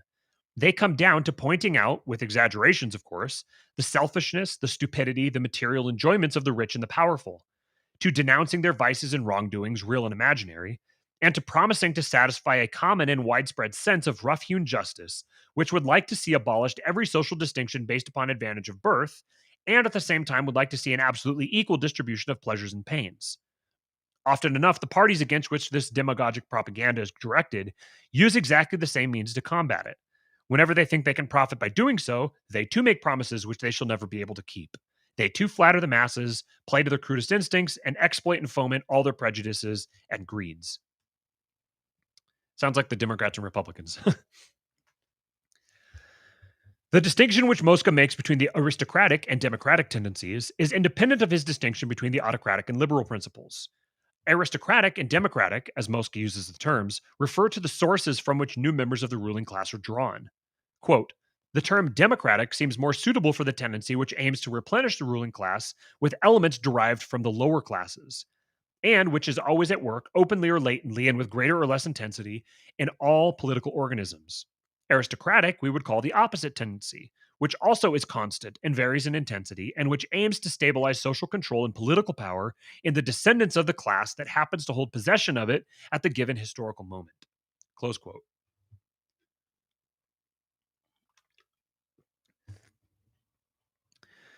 In terms of this definition, there can be, as there have often been, in spite of common opinion to the contrary, autocracies which are primarily democratic in tendency, and liberal systems which are largely aristocratic. The most remarkable example of the former is the Catholic Church, which is almost perfectly autocratic, but at the same time is always recruiting new members of its hierarchy from the masses. Hitler in Mein Kampf observes that the role of celibacy compels the church to remain thus democratic in its policy of recruitment, and he concludes that this is a principal source of the church's strength and power of endurance. On the other hand, modern England, during many generations, was in many respects liberal, but by various devices preserved an aristocratic continuity in the membership of its ruling class. This was also the case in many of the ancient city-states, which had liberal extensions of the suffrage to all citizens, but restrictions on eligibility to office which kept rule in the hands of a small group of families. Since all of us in the United States have been educated under democratic formulas, the advantages of the democratic tendency are too familiar to need statement. We less often discuss certain of its disadvantages or some possible advantages of aristocracy. To begin with, so long as the family remains, and in some form is likely to remain as long as we can foresee, the aristocratic tendency will always be asserting itself to some degree at least. It too accords with ineradicable human traits, with the fact that since a man cannot help all other men equally, and since all cannot prosper equally, he will prefer as a rule that those should be favored toward whom he feels some special attachment. A revolutionary movement ordinarily proclaims that its aim is to do away with all privileges of birth. But invariably, once it is in power, the aristocratic tendency reasserts itself and a new ruling group crystallizes out from the revolution. Quote, it is not so certain, meantime, Moska adds, that it would be altogether beneficial to the collectivity to have every advantage of birth eliminated in the struggle for membership in the ruling class and for high position in the social hierarchy. If all individuals could participate in the scramble on an equal footing, struggle would be intensified to the point of frenzy.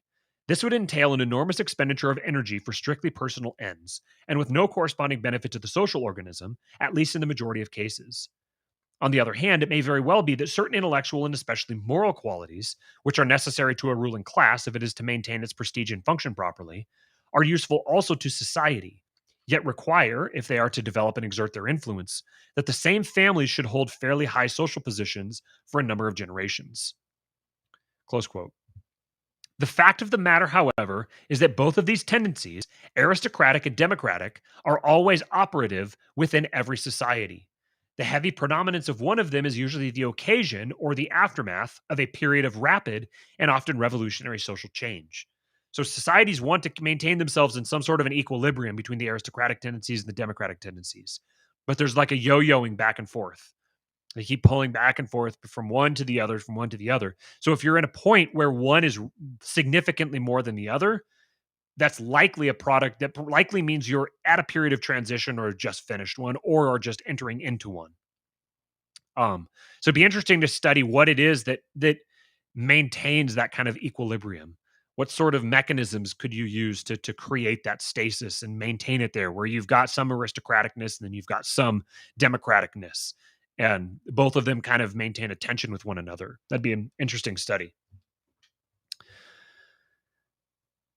The fact of the matter, however, is that both of the. Oh, I already read that part. All right, last section. Here's where Steven's going to get excited. The best and worst governments.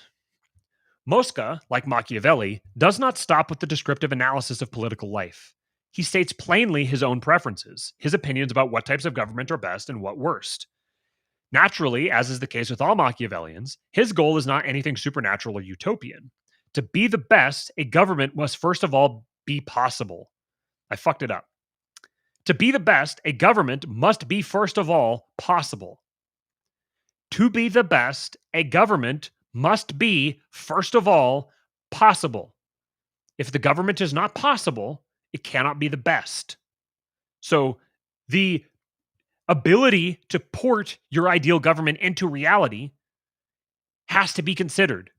You can't just identify some utopia and say, well, if we wish upon a star really hard, it can happen. There has to be a realistic means by which you port your ideal system of government into the world. And it has to sustain itself. It has to have an incentive structure that maintains its coherence. If you can create that and it will sustain itself, then you can contend for the title of best possible government. Until then, you can't.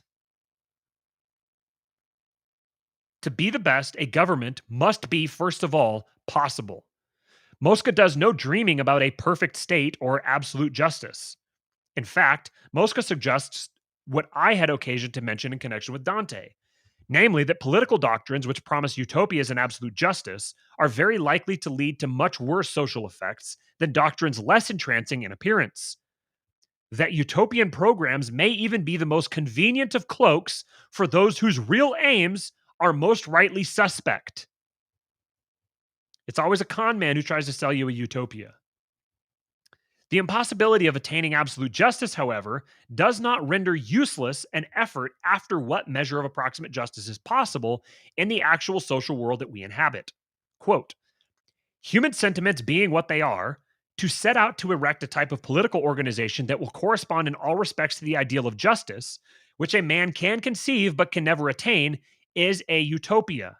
And the utopia becomes frankly dangerous when it succeeds in bringing a large mass of intellectual and moral energies to bear upon the achievement of an end that will never be achieved, and that, on the day of its purported achievement, can mean nothing more than triumph for the worst people and distress and disappointment for the good. Burke remarked more than a century ago that any political system that assumes the existence of superhuman or heroic virtues can result only in vice and corruption. But even if there is never to be an absolute justice in this world until humanity comes really to be molded to the image and likeness of God, there has been, there is, and there will always be a relative justice in societies that are fairly well organized. There will always be, in other words, a sum of laws, habits, norms, all varying according to times and peoples, which are laid down and enforced by public opinion, and in accordance with which what we have called the struggle for preeminence, the effort of every individual to better and to conserve his own social position, will be regulated. Close quote. Again, following Machiavelli, the dominant element in Moska's conception of that relative justice, which he thinks possible as well as desirable, is liberty. The meaning of liberty he makes more precise by defining it in terms of what he calls juridical defense. Quote, the social mechanisms that regulate this disciplining of the moral sense constitute what we call juridical defense, which is respect for law or government by law. It will further be noted that our view is contrary to the doctrine of Rousseau, that man is good by nature, but that society makes him wicked and perverse. We believe that social organization provides for the reciprocal restraint of human individuals by one another, and so makes them better, not by destroying their wicked instincts, but by accustoming them to controlling their wicked instincts. Gucci, uh, Gucciardini, Gucciardini defines political liberty as a prevalence of law and public decrees over the appetites of particular men. A prevalence of law and public decrees over the appetites of particular men. If we take particular men in the sense of individuals, meaning single individuals, and including individuals who have power in their hands, it would be difficult to find a more rigorously scientific definition. A corrupt government in which the person who commands make his will licit in his law, whether in the name of God or in the name of the people does not matter, will obviously be inadequate to fulfilling its mission in regard to juridical defense.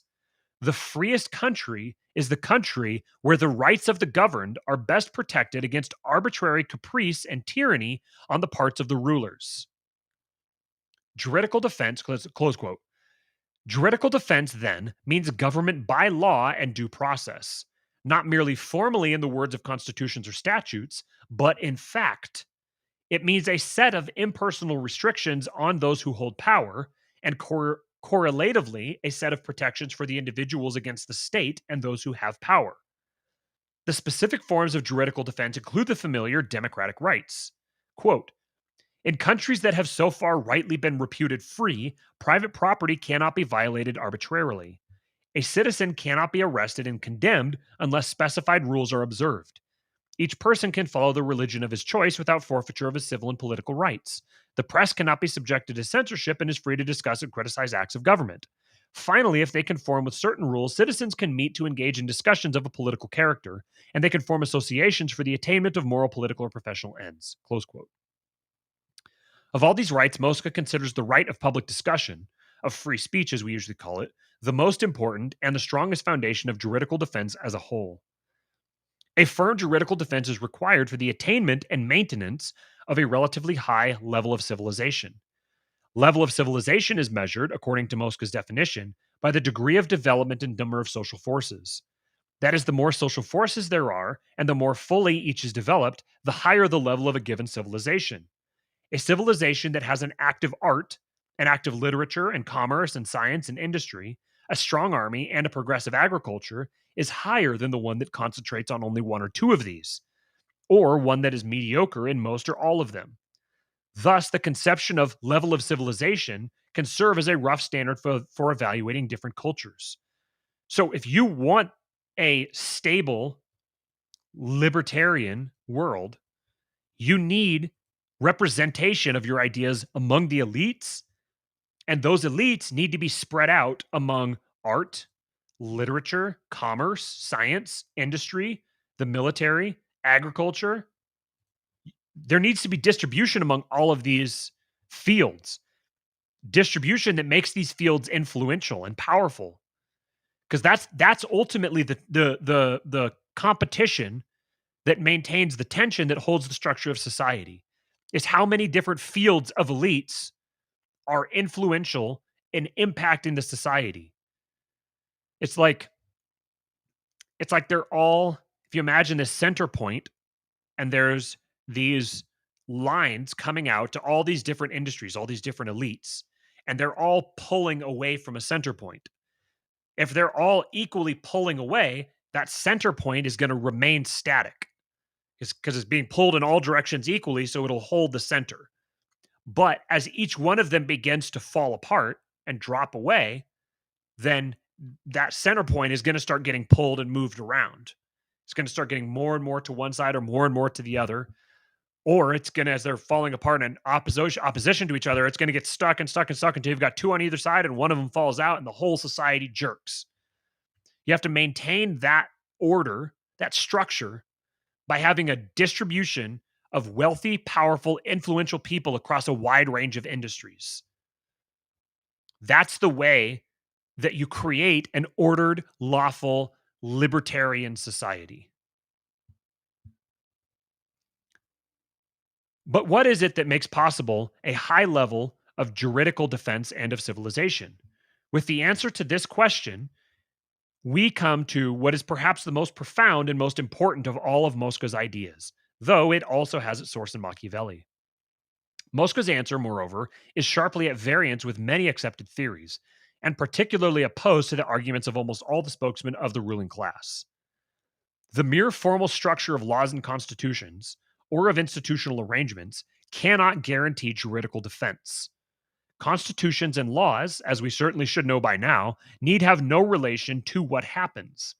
Hitler never repealed the Weimar Constitution. Remember, this is written in 1943. Hitler never repealed the Weimar Constitution, and Stalin ordered the adoption of the most democratic constitution in the history of the world. Nor can the most formally perfect organizational setup, one house or two or three house legislatures, independent or responsible executives, kings or presidents, written or unwritten constitutions, judges appointed or elected, decisions on these formalities will never settle the problem. Nor will any doctrine, nor any reliance on the goodwill of whatever men, give a guarantee. The men who want and are able to get power never have the necessary kind of goodwill, but always seek for themselves and their group still more power. In real social life, only power can control power. Juridical defense can be secure only where there are at work various and opposing tendencies and forces, and where these mutually check and restrain each other. Tyranny, the worst of all governments, means the loss of juridical defense, and juridical defense invariably disappears whenever one tendency or force in society succeeds in absorbing or suppressing all the others. Those who control the supreme force rule then without restraint. The individual has no protection against them. From one point of view, the protective balance must be established between the autocratic and liberal principles and between the aristocratic and democratic tendencies.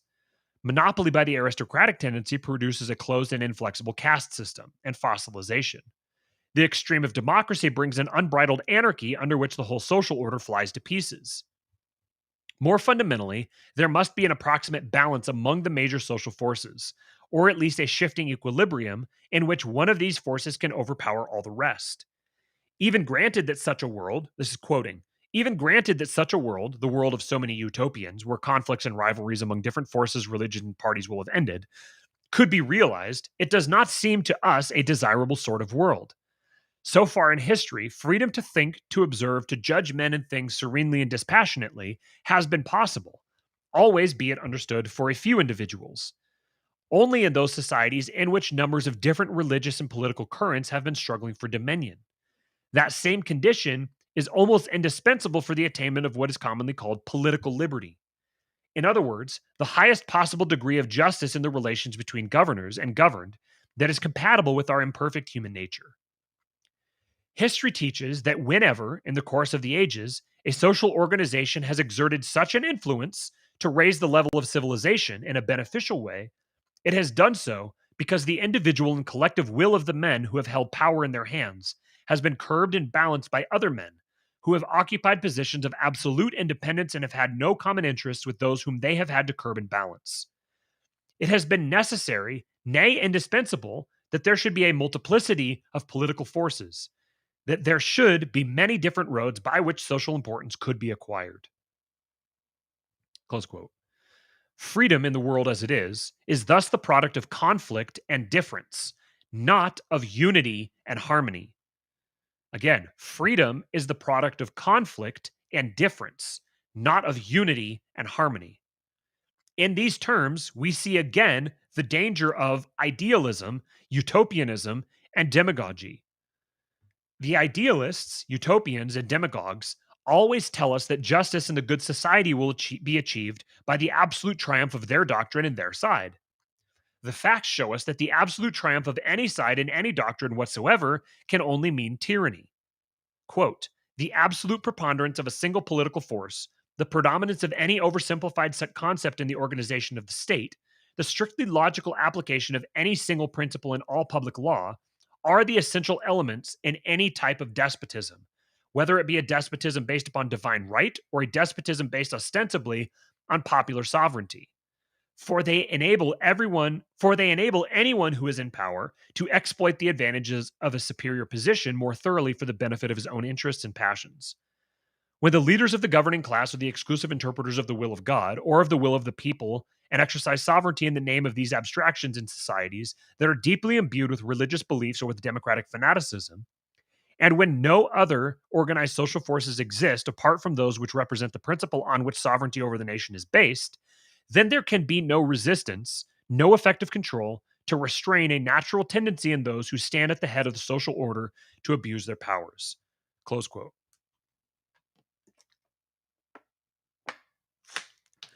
Whew. By 1923, when Moska revised his major book, the English translation is made from this revised version, he had come to the conclusion that the great parliamentary representative governments of the 19th century had reached the highest level of civilization and juridical defense so far known in history. In many ways, this was a remarkable opinion for Moska to have held. The chief theme of his entire work is a devastating attack on the entire theoretical basis of democratic and parliamentary doctrine. He gives not a little space to a withering exposure of concrete abuses under modern parliamentary government. In his critique of collectivism, he states, quote, "The strength of the socialist and anarchist doctrines lies not so much in their positive as in their negative aspects, in their minute, pointed, merciless criticism of our present organization of society." Close quote. And he holds that criticism is largely justified. In other words, the socialist and anarchist doctrines are very good in their criticism of society. They're very good when they're critiquing and taking away. But when they're offering something, when they're making prescriptions, that's where they go wrong, is essentially what he's saying. Nevertheless, Moska does not expect utopia or absolute justice. Societies must be judged relatively. The least evil is concretely the best, and the 19th century parliamentary nations, with all their weaknesses, were comparatively superior to any others that have yet existed.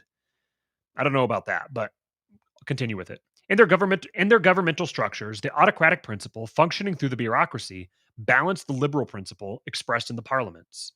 The aristocratic tendencies of birth and inheritance were checked by a perhaps unprecedented ease with which vigorous new members were able to enter the ruling class. Above all, under these governments, there occurred an astounding expansion, not of one or a restricted few social forces, but of a great and rich variety, with no one force able to gain exclusive predominance over the rest. Commerce, as well as the arts, education and science, technology and literature, all were able to flourish. His judgment on these governments thus follows from his general principles. He does not praise parliamentary government for its own sake, but because, under the specific circumstances of the 19th century, it was accompanied by this relatively high level of civilization and juridical defense. From his favorable judgment, however, Moska did not conclude that the 19th century form of parliamentary government was necessarily going to last. It is the habit of utopians, of those who, like Dante, interpret politics as wish, not of scientists, to confuse their desires with what is going to happen. Moska, on the contrary, believed that it was almost certain that parliamentary governments, as the 19th century had known them, were not going to last very much longer.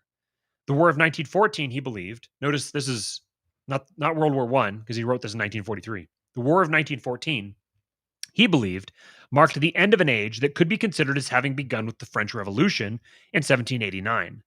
The parliamentary governments were the great social achievement of that age, but the age was ending. In the new age, just beginning, these governments would be displaced. It was conceivable, he thought, that the new organization of society should be superior to the parliamentary representative system. Quote, "If Europe is able to overcome the difficulties with which she is struggling at present, it is altogether probable that in the course of another century, or even within half that time, new ideas, new sentiments, new needs will automatically prepare the ground for other political systems that may be far preferable to any now existing." Close quote. It's interesting because there's a degree to which I could see where he's accurate, maybe just his time scale is off. Because I think we're moving into an era where we're deriving the tools by which something like that could be possible potentially. I just don't know if it's actually going to happen. Depends on your eschatology. But the depth of the crisis into which he understood that Europe had, with the First World War, irrevocably entered, suggested the probability of attempts at extreme and catastrophic solutions. These, he believed, could lead only toward the destruction of liberty and a decline in the level of civilization. Though a small reserve of optimism was permissible, pessimism was, on the whole, called for by the facts. Quote, The feeling that springs spontaneously from an unprejudiced judgment of the history of humanity is compassion for the contradictory qualities of this poor human race of ours, so rich in abnegation, so ready at times for personal sacrifice, yet whose every attempt, whether more or less successful or not at all successful, to contain moral and material betterment is coupled with an unleashing of hates, rancors, and the basest passions. A tragedy destiny is that of men. Aspiring ever to pursue and achieve what they think is the good, they ever find pretext for slaughtering and persecuting each other. Once they slaughtered and persecuted over the interpretation of a dogma or of a passage in the Bible. Then they slaughtered and persecuted in order to inaugurate the kingdom of liberty, equality, and fraternity. Today, they are slaughtering and persecuting and fiendishly torturing each other in the name of other creeds. Perhaps tomorrow they will slaughter and torment each other in an effort to banish the last trace of violence and injustice from the earth. And there you have the section on Moska. The next section is Sorel, a note on myth and violence. And we're not going to read that today, but it's very good. Okay, let me come up here and check your comments.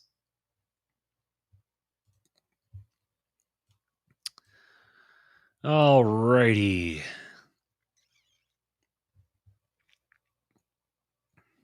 Stephen. Stephen was enjoying that. Joshua Ham says, sounds like the House and Senate were supposed to be. Democracy and oligarchy balanced against each other. Yep.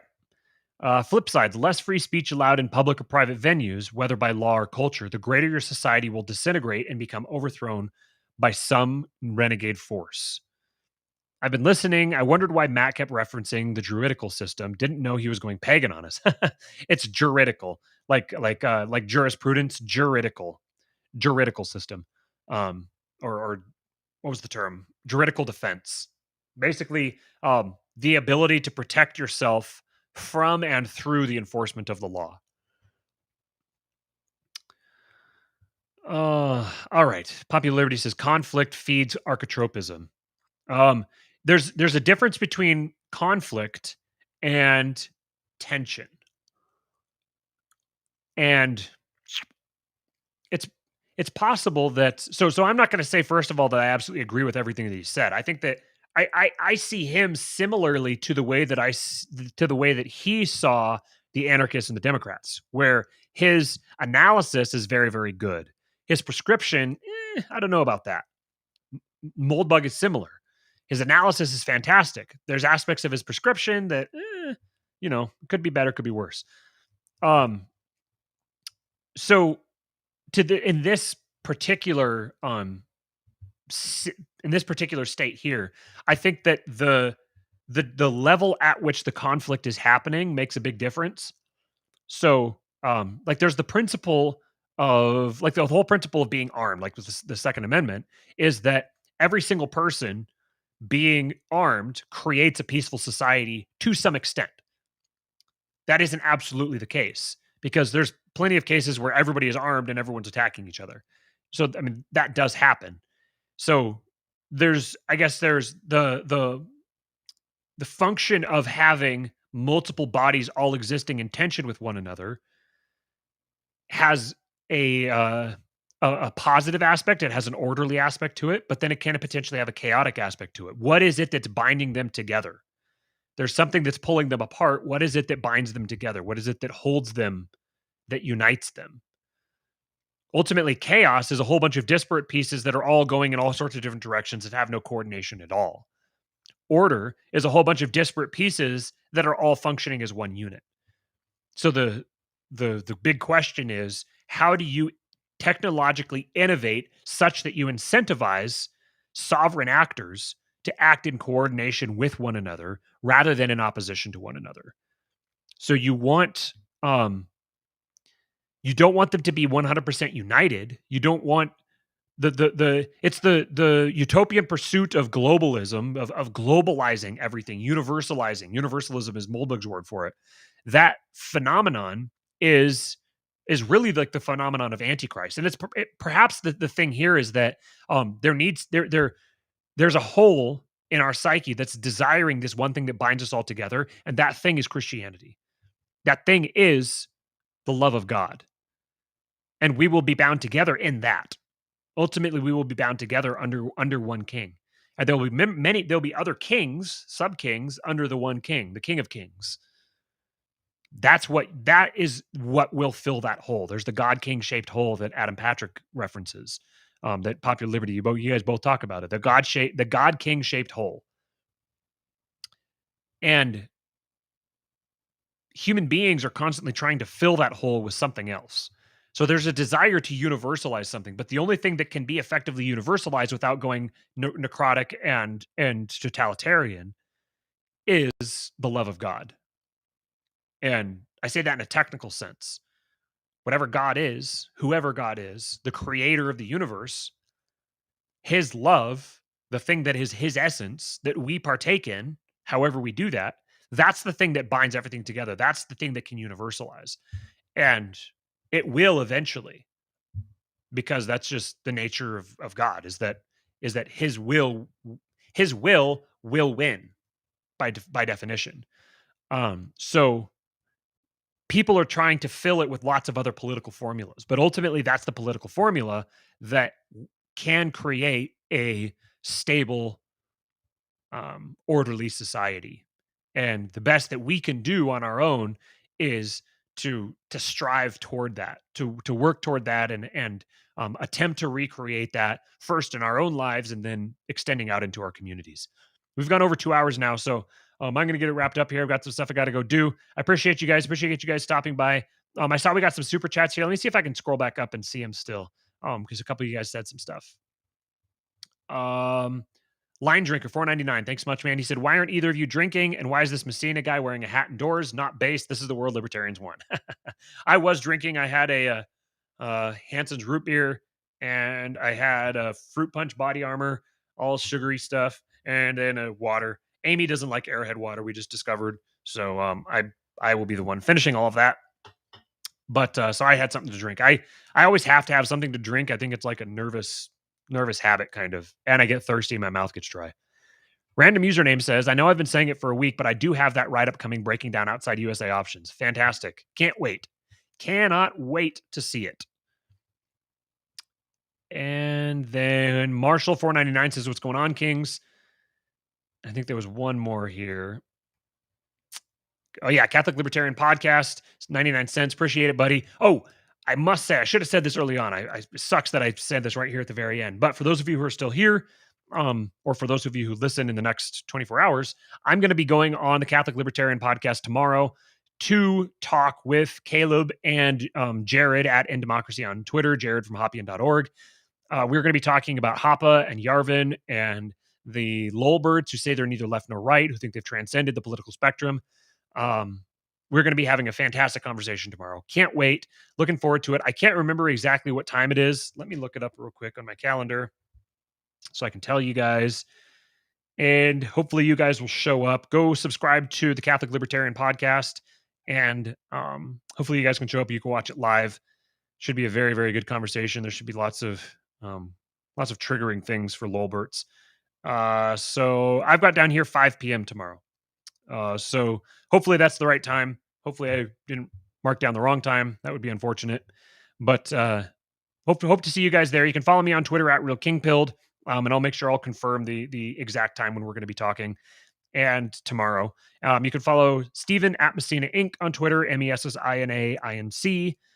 Go to PalomaVerdeCBD.com. Use promo code KING. Get 25% off any order of fantastic CBD products over $75.